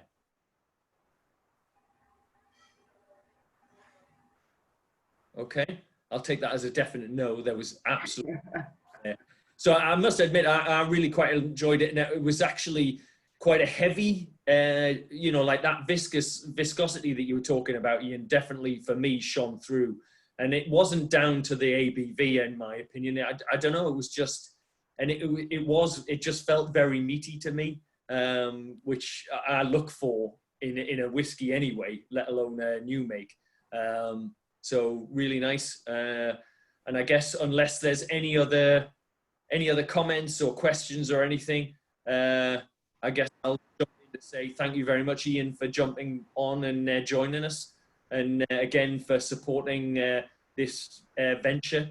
I mean, and the same with Ian McAllister. I know Ian, you're on next in terms of the Glen Scotia side of things, but if we didn't have some of the support from you guys, things like events like this just wouldn't happen. And you know, like when I first came up with the idea of actually doing something like this, it was to probably do that bit of experimentation and exploration that I think a lot of us are into whiskey for. And this just felt natural. But actually, I think, Ian, I think you said yourself that you'd never heard of, in your 20 years or so of doing something like this. I actually searched around, asked a bunch of forums, asked anybody I could ask, if they'd done anything like this or heard of anything like this ever. And to my knowledge, this actually might be the very first time that a group have come together or anybody's kind of done this kind of thing. So we're pushing the boundaries, guys. Anyway, thank you very much, Ian. And I'd very much like to now thank you very much, Ian McAllister. Thank you very much for your patience. You are the last in the two sessions, and I had some logic behind why I put Glen Scotia last. I'm not going to share it at the moment. I'm going to hopefully see if somebody else comes up with why I might have picked Glen Scotia as being the last in the lineup. But Ian, thank you very much for joining us. Welcome. My pleasure. My pleasure. Thank you very much for having me. It's been absolutely fantastic. Really, really enjoyed it. You know, everyone's take on it, and everyone's, you know, obviously looking at the new make has been absolutely super. It really has. Absolutely fantastic evening. It really is. And as I say, it's something different, isn't it? You know, and that's the beauty of whiskey. Yeah, yeah, definitely. And I guess was it I mean, because you came back straight away and said, yeah, no worries, you definitely support you with you know, sort you out some new make and that. Yeah. Was it, did it appeal to your I mean, was that the reason? Because obviously I'm asking a lot really when I'm asking any particularly established distilleries to kind of put their new make up against all these upstarts, these new guys that are coming on thinking, you know, that they might, that they're making a name for themselves. You know, you don't have to do this. And the same with Glenmorangie, they didn't have to support something like this. They could, you know, you guys could just kind of go, we don't need to be involved in something like that. Aye, absolutely. I mean, it's for me. It's really been, that this is what I'm all about. This is it for me. This is the new make spirit is really my business, I guess. And the journey for me with Glen Scotia has been intrinsically linked with the new make spirit. It's something over the past 13 years now. It really has been. It's been the backbone of, as I say, what I was trying to do at Glen Scotia. And as I say, in the early days, I worked quite closely with John Peterson at Loch Lomond Distillery, and John was very much a scientist, really. He was really into his yeasts and understanding fermentation, and this is something he's spent years perfecting. So for me, as I say, starting at Glen Scotia, where there was no real direction at that time, there was no emphasis on any kind of bottling really to talk about. There was more independent bottlers about at that time with Glen Scotia. I know in 12-year-old that was about it. So it was fundamental. What we're trying to do. And as I say, we looked at the whole process, and specifically the fermentation. Everything else you can, it can come together reasonably well. Fermentation side of it, obviously, to a bit more to obviously get to the bottom of and understand different aspects with that. Obviously, that we're looking to get back to that distillery character. But also enhancing that Campbelltown character. So you need the different aspects there. You need the DNA of what is Campbelltown, what is Glen Scotia. So it took years, really, a long time to get everything to work where it should be. Looking at the strength of the wash, because again, that is specific to Campbelltown. And the whole aspect, getting it to work was really fundamental, Carl. In that project, if you like. And did you have a lot of point of reference? When you're saying you want to get back to that Campbelltown, that traditional Campbelltown feel to your whiskey.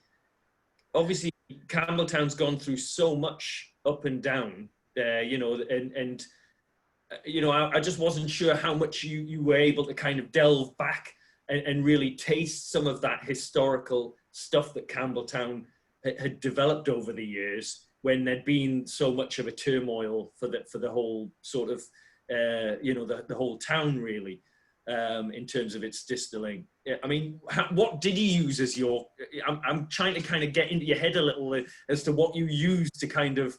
As to bring Glen Scotia forward and really sort of stand on the shoulders of giants, so to speak. Absolutely. There's certain descriptors there. Obviously Campbelltown as a region, there's going to be certain aspects there. It's going to have that subtle robustness. It's going to have an oiliness. It's going to have salinity. But importantly, it's something I found out that was, and as I say, one of the aspects I went right back to it, and I've done that quite recently. It wasn't a Glen Scotia, albeit, but it was very close. It was back to the 1920s with a new make sample, which, again, you could argue it's lost a lot of the volatiles in there. A lot of the main descriptors have been lost to evaporation. But it was really, as I say, so there's many different facets for me. Initially, John, so we could understand what it was all about, what was Glen Scotia. And as I say, once we understood these, as I say, the main concepts, as I mentioned there, that oiliness, the subtle robustness, the salinity, and potentially that subtle flavour profile. And the trick is getting them all to work together. It's getting all the different components to come through. Little bit of maltiness in there too. It's getting them all to work together. And once you do understand that, then it really should come together. And it gets quite scientific too, because obviously understanding what we're trying to do, right down to the type of vessels we're using. So we're using stainless steel fermenters. Initially I had Corton steel, but moved on to stainless steel. There was 6, I've got 9 now, etc., which, you know, obviously helps me produce more at a longer fermentation. And it was subtle factors like that, again, which helped me enhance that regional style, if you like.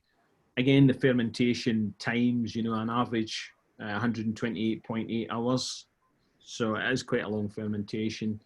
The charge sizes, I've got 14,500 litres, so it's very small batches I'm putting into a 25,000 litre wash back. And I've got about 75 kilos of yeast in there, you know, which equates to a distiller's yeast, a pressed distiller's yeast, 2M and 1MX. But the main aspect again there is obviously the secondary fermentation, that malolactic fermentation. And once I get to that stage, then I can better understand the higher alcohols, and all the higher alcohols that I'm going to get. There's going to mainly be about 8 different aspects there.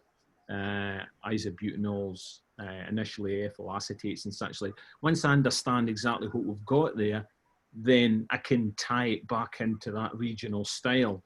So there's a lot to understand, you know, obviously with the new make itself, how it's, you know, how we're pulling that together, or how we're fermenting it, and how obviously how we're capturing it through distillation. So once you understand all that through obviously NEWAS and analysis, then it, you know, it starts to come together. And to be honest with you, it takes years it took, you know, it really did take years to try and get everything to work and everything to come together, you know, what we're looking for.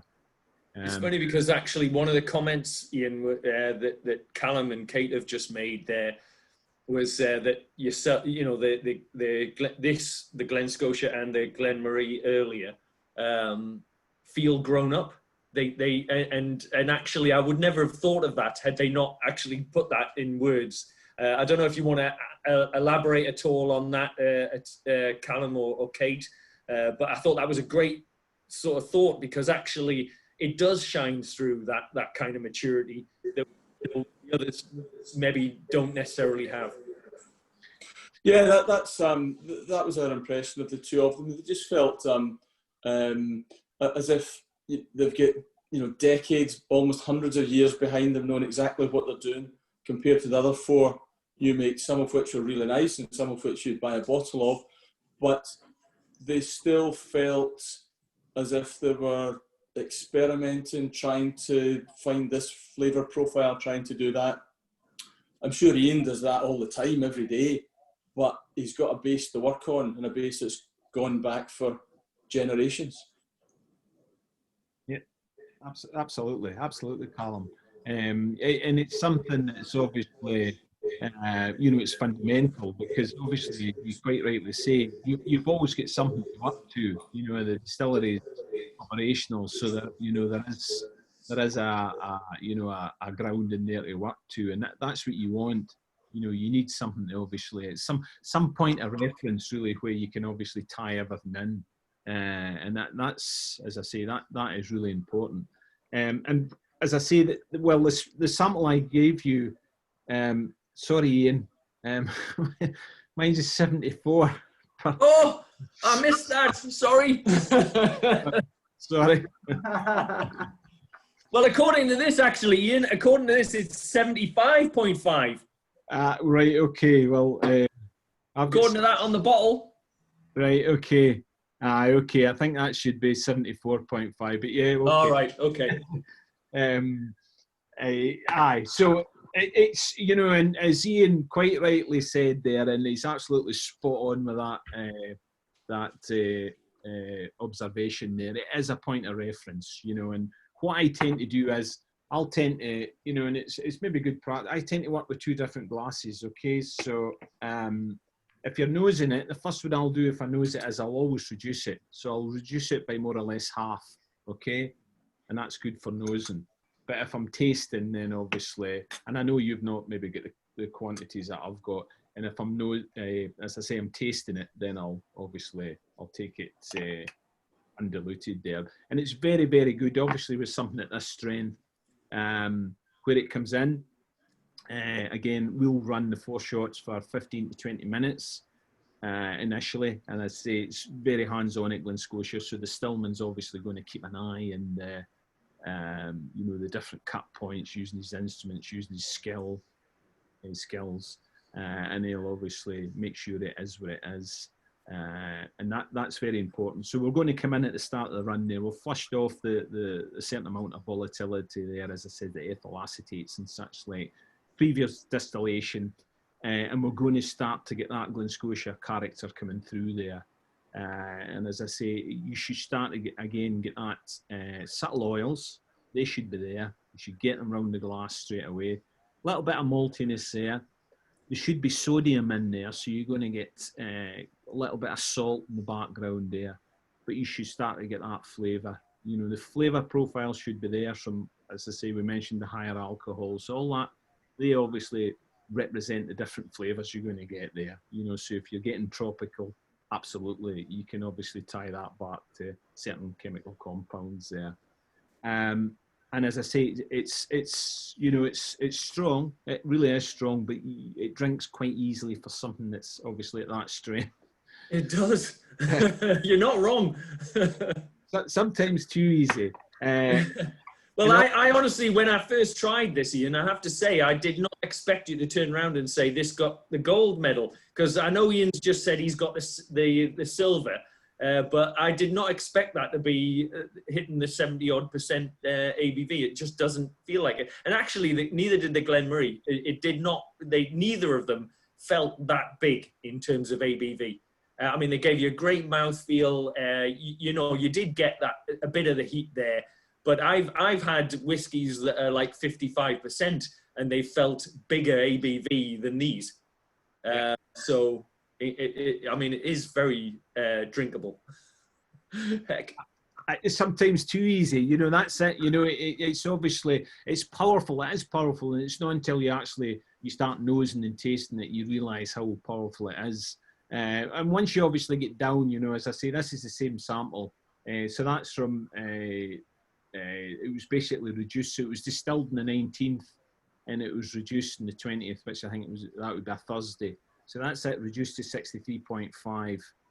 So that's, as I say, 10 washbacks, you know, and they're obviously mixed together, and that's you going to get a representative sample there of the distillery. So, but I thought that would be quite interesting for you from obviously the point of view where you're getting a snapshot of that. That's basically you've brought the spirit still in, you've run the 4 shots, the Stillman's made the cut there, and he's more or less run it for a couple of minutes, and then he's filled that off for me. Ian, can I ask a question? You mentioned the spirit still there. You obviously got a new spirit still in a few months ago. Have you noticed any differences at all in the new make? No, Callum. No, everything's really as it should be. I mean, every week you get subtle variations anyway. You know, as I say, whether you pick them up with the nose or whether you pick them up by analysis, you're going to get subtle variations. Batch process, there's going to be subtle differences there. But no, you would never really. The only differences you'd see with that still if you were running it differently, i.e. if you're different charge sizes or you're running it faster, or there are different aspects like that where it was obviously not been run within, you know, the correct parameters. So, but no. Ian, no, did you have to ask them for any specific dents or knocks in the new stills? No. Again, no. No. I was trying to get rid of the dents and the bashes. So it was a case of no. It was. I'm quite happy to have a nice shiny new still. As I say, it's. I personally, it doesn't make a great deal of difference. You know, whether there was anything like that in it, then I would opt for not having that in it. You know, if it had a big bash in it, then I would want to take the bash out. Send it back. Central Park, absolutely, absolutely. And I wanted to ask as well, Ian, was more sort of there's a very, very distinct character that you have with Glen Scotia. You know, I mean, even compared to your other Campbelltown counterparts, you know, it's very, very distinctive.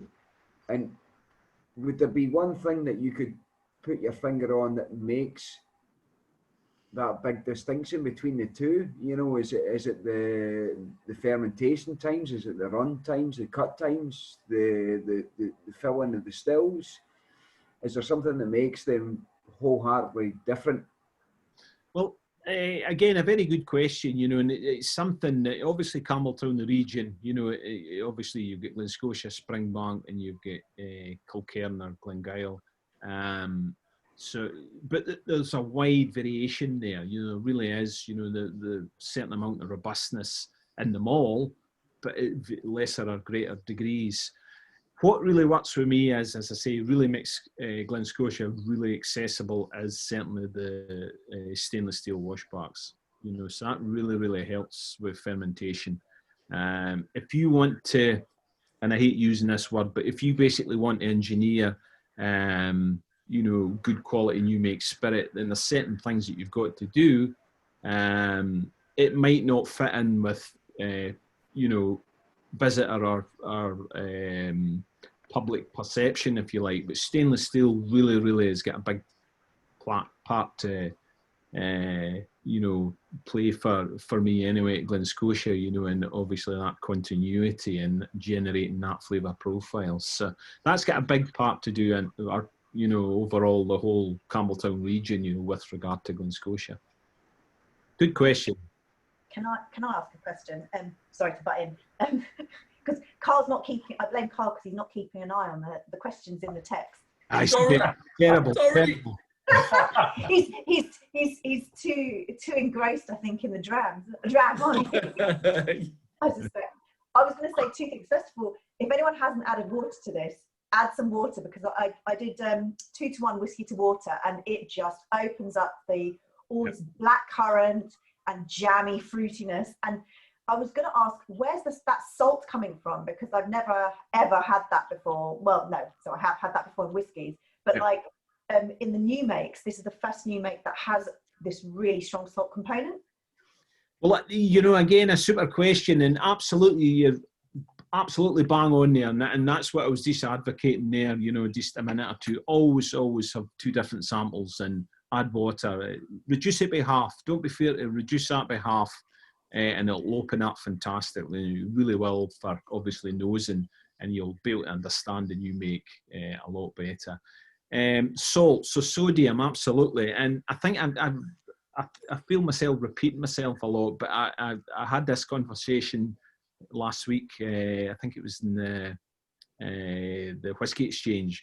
But I had this conversation with a professor of organic chemistry at Edinburgh University, and we were discussing the sodium, you know, sodium and the new make. So obviously the perception is the sodium is obviously intrinsically linked to maturation. So you're going to get a lot of that Campbelltown, you know, the salinity is in the air. So it's got obviously oxidization, hydrolysis, it's going into the casks, etc.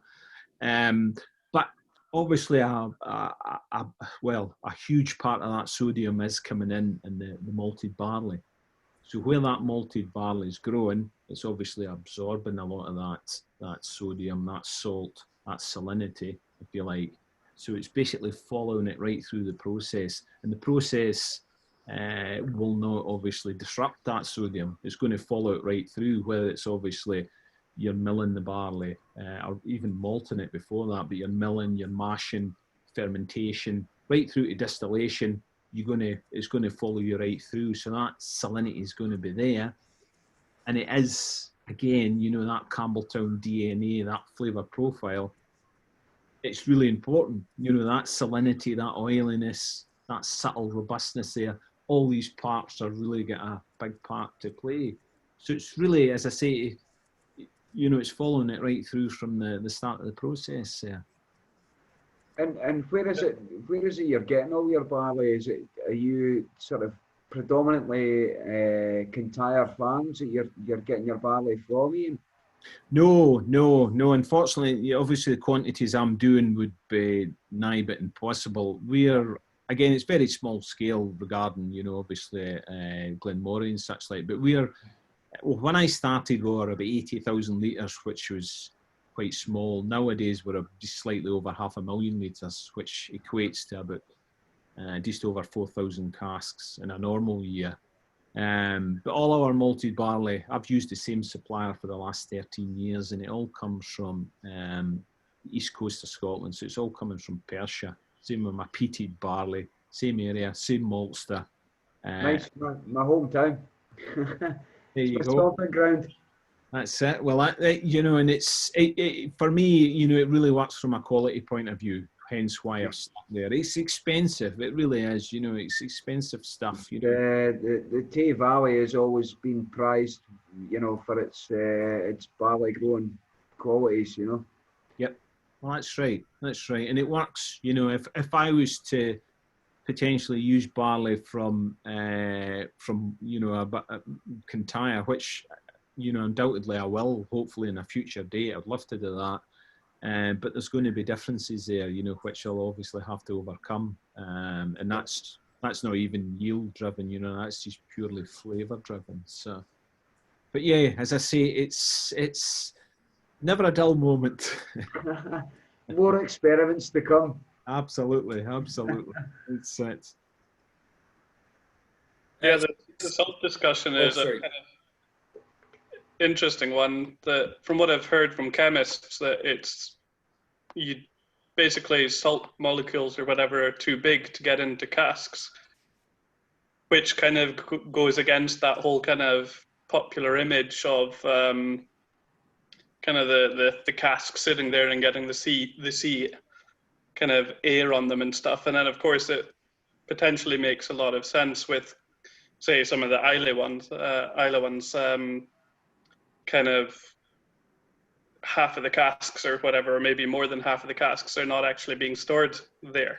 They're being stored inland and things like that. So it kind of makes sense that actually it wouldn't be that kind of salt air there.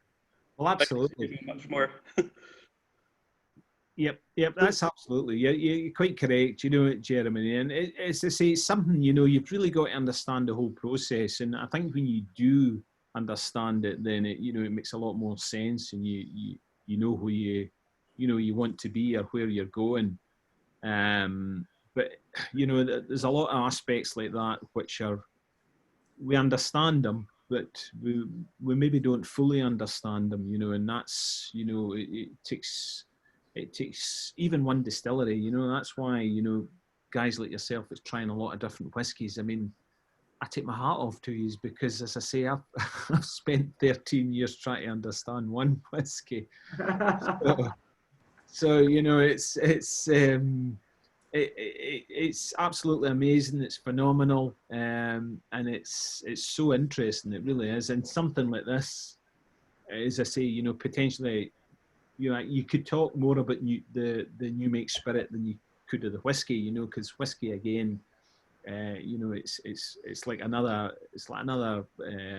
echelons of whiskey making, if you like, so it's absolutely fantastic. It really is. It's the same with the casks, obviously we talk about new make and we talk about the casks, and there is quite a element nowadays, where it's obviously heavily focused on casks, what casks we're using.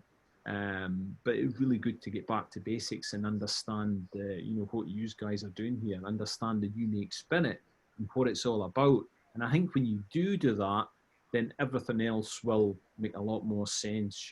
Different casks, how that affects, say a Glen Scotia, because roughly the main components of that new make spirit. So all the different aspects it went to make that, it should come together a lot more, or make a lot more sense. Great stuff. Anybody else got anything? I'm very conscious of the fact that for us this is fun. This is the kind of stuff that we sign up to in terms of just wanting to sort of learn and explore whiskey. But for people like Ian, both Ians, This is very much your Saturday night, and you have to work whiskey 9 to 5 or even longer through the whole week, and this is your weekend. So thank you very much for spending your time with us. But I'm very conscious that we're heading into 10 o'clock.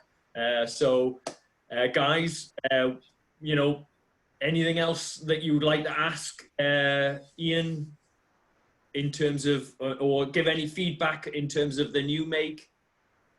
Yeah. Can I ask a wee, sorry, I was going to ask a wee question about the sodium in the barley. Sorry to drag the night out. It was a really interesting point about sodium not coming necessarily from the air and getting into the cask and more from the barley. Why would barley from Perthshire have more sodium in it than anywhere else? Because Perthshire's not on the coast. It's really, you know, it's all to do with where it's grown. So obviously, that's you could pretty much argue that anywhere in Scotland's going to have a certain amount of sodium in it. Not necessarily a coastal aspect, but again, you know, within a few miles of the coast, if you like. So it's obviously it's true for any periphery up the, you know, the round the coast, or you know, around Scotland there. You know, you're going to pick up that sodium. So it is airborne, and it's, you know, and it's a potential some that's in the soil too. So you're obviously the barley's taking it up from the soil, and it's, again, you know, it's one of these things that, you know, is yet to be fully understood exactly. You know, the dynamics of how that sodium, you know, is obviously you know, has been retained moreover by that. The barley there. I'm wondering, Ian, if there is also an element of how the farmer, you know, fertilizes the fields, and, you know, because my understanding is that sodium is actually used within the fertilizers as well. So, you know, I guess, and like you say, I'm certainly no expert, but you know, I guess it does depend on how the farmer actually does his stuff. Yep, you're right, Carl. I mean, there's a lot of different aspects. Absolutely. It could be within the soil. You know, there'll be a certain amount of trace elements in the soil for sure. It could be in a coastal vicinity which is quite exposed to, which would be a nice thought, you know, to the prevailing wind. A lot of different permutations there for sure, you know, how that sodium's in there. But for me personally, as I say, you know, it's something that I need, you know, something that works for Glen Scotia, and something that really, as I say, enhances that flavour profile. So it's really continuing that, hence why I've continued with that same supplier all these years, is because I'm getting continuity there, which is, you know, something that I need. Really, you know, it's a must for me, really, to keep that level of ingredients. Because I guess, Ian, you were being around for the whole session tonight, and you heard what the likes of Neil at Waterford was talking about, in terms of they almost have the exact opposite approach to that consistency and historical kind of management of you know, the raw material that's going in as single farms. So that's almost the exact opposite to yourself, and I guess that's maybe why we touched on that maturity aspect. Maybe that does shine through, that you're not having to go and experiment or pick particular farmers, and just because perhaps they're local farmers doesn't necessarily mean that they're better than a Central Belt farmer or wherever, you know. I guess at the end of the day, what works for Glen Scotia, that's what you're sticking with. Absolutely, and it really, you know, as I say, you know, I totally appreciate what everyone else was saying tonight, and, you know, and what they're trying to do, and I think that's absolutely commendable. I really do, you know, and I think it makes industry, you know, so interesting and dynamic, I guess, you know, and that's what we need, absolutely, whether it's in Ireland, England, Scotland, or Wales, or whatever, you know, worldwide. I think it's what we need. We certainly do. Yeah. As I say, for me personally, as I say, I'm you know, and Callum obviously hitting that earlier, you know, there's a certain amount of Glen Scotia's been here a long time.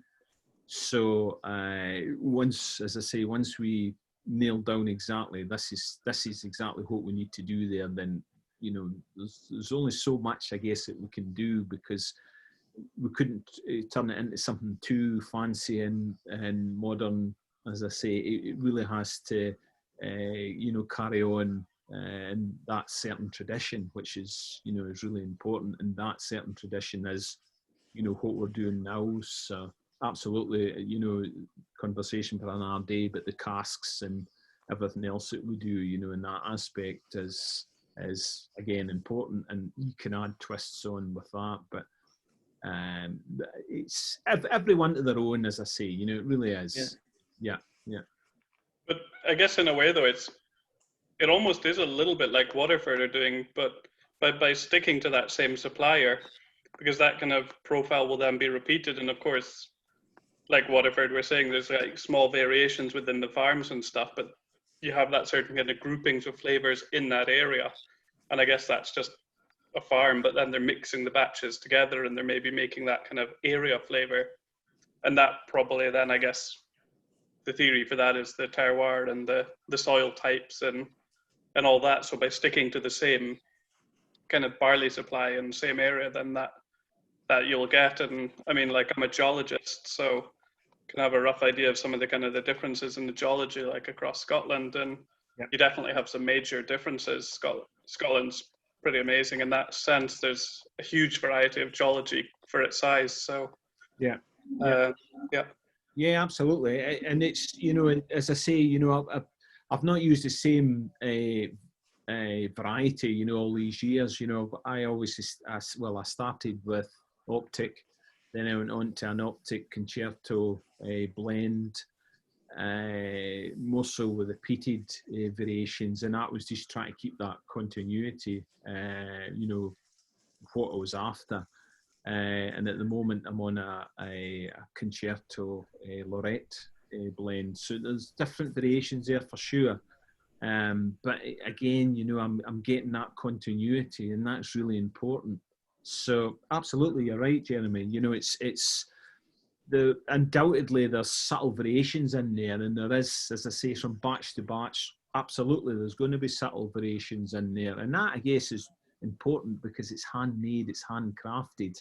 You know, it's not something that's going to be, you know, an industrial process where it's, you know, it's engineered to the point of boredom, I guess. You know, so there's going to be variations in there, and that's important too. But it is keeping to that central focus, you know, and you've got to keep working at it for sure. You know, there's no, you can't take your eye off the ball because it's constant, and as I say, because it is so hands-on, you've really just got to keep nosing, keep understanding, and looking at what you're producing, and hopefully, you know, keep the standards up. So incredibly time-consuming and wonderful, as I say. It is a wonderful job. It really is incredibly privileged to do what I do, but it can be quite time-consuming and engrossing, I guess. And you know, it's crazy that the changes in focus. You know, for years, a lot of the time, you know, when I first started in the industry, working with distillery managers and that, they were talking about hotspots and warehouses and specific warehouses that worked better than others, cast types that worked well. Then you had the kind of focus within summer to winter distillation and all these things. We're kind of drawing it back and back and back and refining where our focus is. And I think that is the absolute beauty of Scotch whisky. You can't nail it down. It's constantly moving. It's constantly evolving. People's focus is moved from, you know, recently terroir has become part of the vocabulary, which ultimately was a wine, you know, kind of conversation. But now we're having that conversation because one distiller has decided to focus on it. And I think that is a great thing about Scotch whisky, is it's, you know, we can't pin it down. It's ethereal. It's constantly evolving. It's constantly moving, and we all have different opinions on different approaches, and it just keeps it exciting, keeps it interesting, and keeps it a fun industry to be involved in. It does, Ian. You know, you're absolutely spot on. And I think, you know, I think the main aspect, who's actually driving that, who's driving this if you like, the terroir and all the different aspects, and even what we're doing tonight is you guys. You know, that's the main component who's actually making all this happen. You know, it's potentially, you know, companies are smart enough and they're making sensible decisions, and they're reaching points, you know, where they want to do X, Y, and Z. But for me, the main aspect is you guys. That's who's I wouldn't say forcing us, but you know, that's who's pushing us. You know, pushing us in a certain direction where we're looking at things differently, and we're obviously trying to understand how we can we stand out from the crowd? What can we do? Obviously, it really sets us apart there, and that's, you know, because we know that, as I say, yourselves, you know, guys like yourselves, and guys and girls, they're desperate, they're keen, hungry for that information, and they want to know every different facet, every different aspect of whiskey and what goes into whiskies. So it's, yeah, thank you. Thank you very much. The industry is remarkably reactionary. You know, it sees where the conversation is moving. You know, we see the direction of travel. We have to, you know, as a business, we have to see where people are talking. You know, we go back to the 90s with finishes, and touched on it briefly earlier. You know, that was the direction of travel. And at the moment, terroir seems to be the conversation point. Love it or loathe it, whether you think that's an important feature of whiskey production, that is what the consumer wants to talk about. Well, that was rolls in nicely as well, Ian. I was going to ask about the latest thing that kind of had a little flurry and then seemed to have disappeared a little bit was yeast strains. And a lot of people playing around with different types of yeasts. I know we had in the first session with Carol, again, the guys from White Peak were using brewer's yeast, and they were sort of dotting around all around sort of like brewers currently in England, you know, and taking different brewers yeast from different breweries, live yeast.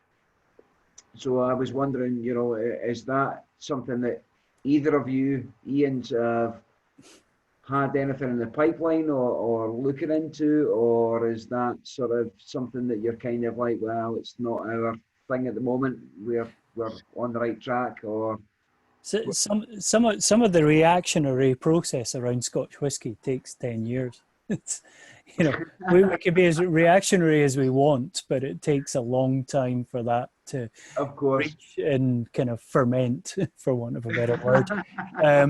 So yeah, so you know, the conversation can be there and forefront, and it can burn brightly very quickly, and it can dissipate, but it's still happening in the background. Yeah. So give it time. Just wait and see what happens. No, I'm not speaking from a Glenmurray perspective here. Speaking just from an industry perspective. And do you see any from any early experiments that you guys have had? Have you seen any dramatic differences in using different yeast strains, you know, with your fermentation processes, etc.? Yeah, I spent a number of years working with different yeasts, and it was, as I say, at one stage, I think, you know, I mentioned I used 2M, 1MX, which is obviously it's a pressed distiller's yeast. And distiller's yeast, in all fairness, it's been around for a while, but you know, as was mentioned there, you know, it was mainly brewer's yeast was the main backbone. I've used, as I say, distiller's yeast. I've used wine yeasts. I've used different yeasts, you know, as I say, a number of years back, just trying to find out exactly, you know, what would keep that continuity, that flavour profile, enhance it, if you like. So it's something, again, yeasts, that's probably something for a subject for you for a future discussion, because, as I say, I'll save that until another couple of weeks. I've got you soon anyway, mate. As I say, it's fascinating. It really is. You know, the yeasts are, you know, incredibly important. And again, you know, there will be periods where, you know, there's a certain amount of attention on yeasts and what you can do with yeasts and the different aspects there. But it's yeah, it's very, very important, you know. And it's to say, nowadays I don't mess about with the yeast because I'm quite happy with what we're doing. So it took me long enough to get where we are. You're on a good thing, mate. You know, if it's not broke, don't fix it. Makes sense. I just wanted to kind of add from the terroir perspective and from what, you know, us as consumers are kind of driving for, I guess, and you kind of alluded to what was driving you guys in the industry. But I'm just wondering, and I guess almost this is kind of a closing remark on the whole 2 sessions that we've done so far. I think the thing that kind of drives my interest a lot is this idea of localization and buying from people that you genuinely trust and that you understand and that you get a feel for. And I think that might be one of the things that is potentially driving us as consumers to ask the kind of questions that we are and to take part in things like this, is because we actually genuinely want to support business, you know, not just businesses, but the people and the enterprises, you know, for the almost kind of the cultural quality, the kind of value that they bring to the game. We no longer want to buy from maybe the big kind of industrial companies out there, and that's one of the big advantages that you as distillers have. You as a distiller, you know, Glenmarie, you know where you are. You know exactly where you're based. We know even some of the individuals that are there. We know that the history behind these places, and I think for me that's one of the things that kind of drives around wanting to know, even not necessarily the far ends of a fart, but I want to understand more about the places that I really love and the stuff that you guys produce. So that drives us forward a bit. I'd be interested to hear Ian's thoughts on this, but you know, a lot of what we do is driven by feedback from consumers, and not to knock that, via marketing and marketing pushback. You know, what interests me within the distilling process is very much the seasonal aspect of it. You know, and we flirted around it as an industry for a period of time. I think some independent bottlers would label it up as a winter or summer distillation. You know, that for me, you know, how the distillery operates in the winter to how it operates in the summer is a very different approach. You know, we have to change our cooling waters and rate of flows and everything else. So ultimately the character of our spirit will change during these period of times. So that for me is a more interesting topic than terroir. But that, you know, that's a very personal approach. You know, each individual distiller will take a different approach to what interests them as a distiller and what they feel is an influencing factor within their final spirit that they're creating. So yeah, the conversation is directed and moves and changes all the time, but as individuals we have specific approaches that we find interesting.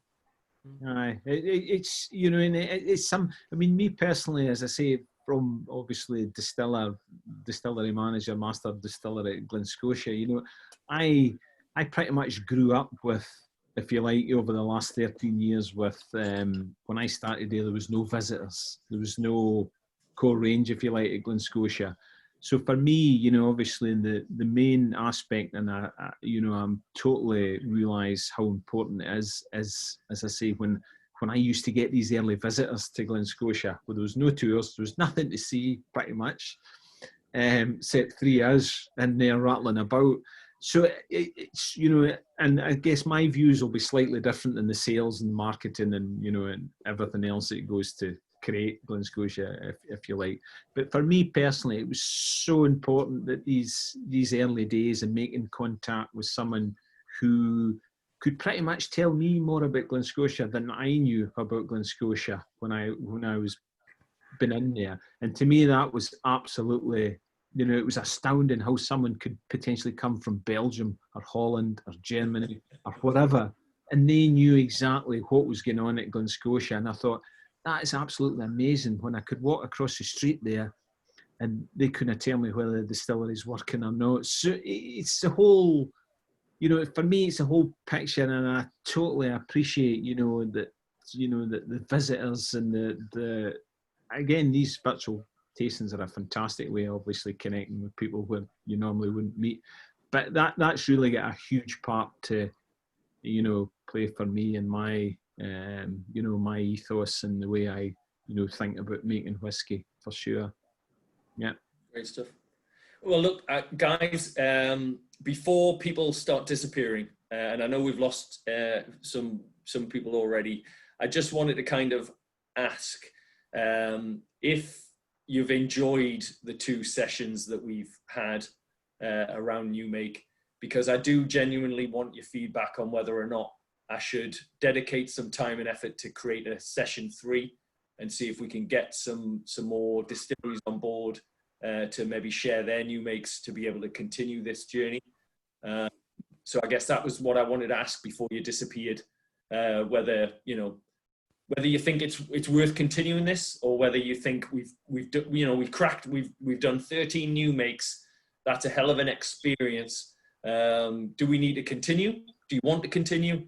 So it'd be useful to get your quick feedbacks on this before you all go, and before I think we absolutely need to continue, Carol. It's in the best interest of all whiskey is if we continue on, and if we can try and get the more distillers that we can get on board. Because again, I think it really gives the distillery a chance to put their kind of DNA across as well, you know, and it gives them a sort of starting point, if you like. And even though, you know, as you've touched on across, and some of the guys, you know, from the distilleries have touched on, it may not be the absolute article, you know, but it does give you an absolute reference point, you know, and I think most guys will agree, you know, over the last couple of sessions that it really does, you know, you can really pick out the DNA of the distillery, you know, from these tastings, whether it be, you know, following various maturations and everything else, you know, but it really does give a base point, I think. So yeah, keep up the good work, mate. I'll keep buying your tickets. We agree as well. We agree with Gary in that I think that these 2 new make sessions have pretty much blown my mind with the variety. Actually, I wasn't expecting so much variety between the different new makes. I don't know why. I mean, having now learned more about it and people answering all our questions and stuff like that, kind of makes sense as to why there's this huge variety. But I think it's been interesting to try, as I said, different distilleries to compare them. But I think it'd be interesting to compare the new make of a distillery with something from its core expression, something rather clean, sort of just you know, nothing finished or matured in anything weird, well, not weird, but different, something very clean, just to see whether that character, to see how the character from the distillate progresses through into the final whiskey, I suppose. Yeah. That's my feedback. And we should do more. Does anybody else want to pipe up and add their 2 pence to it?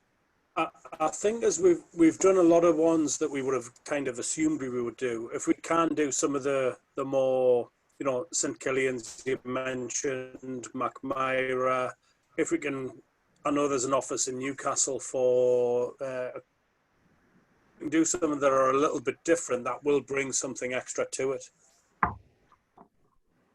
Okay, I certainly like the idea of that sort of progression from the new make, almost through into their core expression. I definitely like that idea as well. Yeah, maybe like from a new make to I don't know, an 8-year-old or a 10-year-old or whatever their first one that they put out is, you know, is their standard bottling, would be quite cool. I guess the biggest thing for me is I know that a lot of distilleries and a lot of the brand ambassadors and things are offering that from their particular distillery perspective now. I mean, a lot do offer the chance to try the new make, if you like, as part of their tasting. And I don't, you know, you already know that I'm not wanting to replicate what brand ambassadors might be able to do for their individual distillery. I very much want to try and try and be at that almost bleeding edge of exploration and stuff. So I don't necessarily want to replicate what others can easily do, and probably a lot better than we can in terms of an individual exploration of a distillery. But the idea of being able to maybe do, say, 3 distilleries, the new make, and maybe one of their core expressions alongside, you know, something like that, where a single brand ambassador can't do that for a bunch of distilleries, but we can, hopefully. Yeah. So something like that. Yeah. Yeah. Maybe, like when you're in conversation with distilleries about them doing a tasting with us, maybe just ask all of them, like, can you add a new make to whatever tasting you're giving the group? Like when we have a single distillery tasting, maybe just ask them whether they're able to add that on. Oh, definitely. I mean, I think that would almost be sort of automatic now, definitely. You see my point about, you know, like I don't necessarily want to try to do something that, you know, because when we first started this, I think the first virtual tasting we did was one of the first when lockdown came around. I mean, I think we were doing our first chat with Billy Walker about 1-2 weeks, was it, into the lockdown in the UK. So we were pretty damn quick on jumping on the whole virtual tasting thing. I think the first virtual tasting we did was with, it might have been with Lady the Glen or something, but it was literally, I think, on the 3rd of April. So, you know, we were pretty quick on the virtual stuff. And what we've been able to achieve is just unbelievable. I mean, just having the likes of, you know, you two Ians with us, you know, from the distilleries, this would never have occurred when we were doing face-to-face tastings. And the ability to have you guys to be able to sort of really give us a much greater insight. I mean, you know, we love brand ambassadors. We love the sales guys, you know, like that they're great, but to be able to talk to, for example, yourself, Ian, you know, who's actually making the distillate, you know, and running the distillery, and yourself, Ian, where you know, like being able to do that is something that we would never have been able to do had it not been for COVID. And I think I've said this a few times, so I'm not going to bore you to tears, but I forgot what I was going to say now. Oh, bollocks. Right. Okay. It's obviously getting too late now in the evening, but okay. So the feedback, I think, on that was you'd definitely be keen, if we can, to pull together a session 3. Absolutely.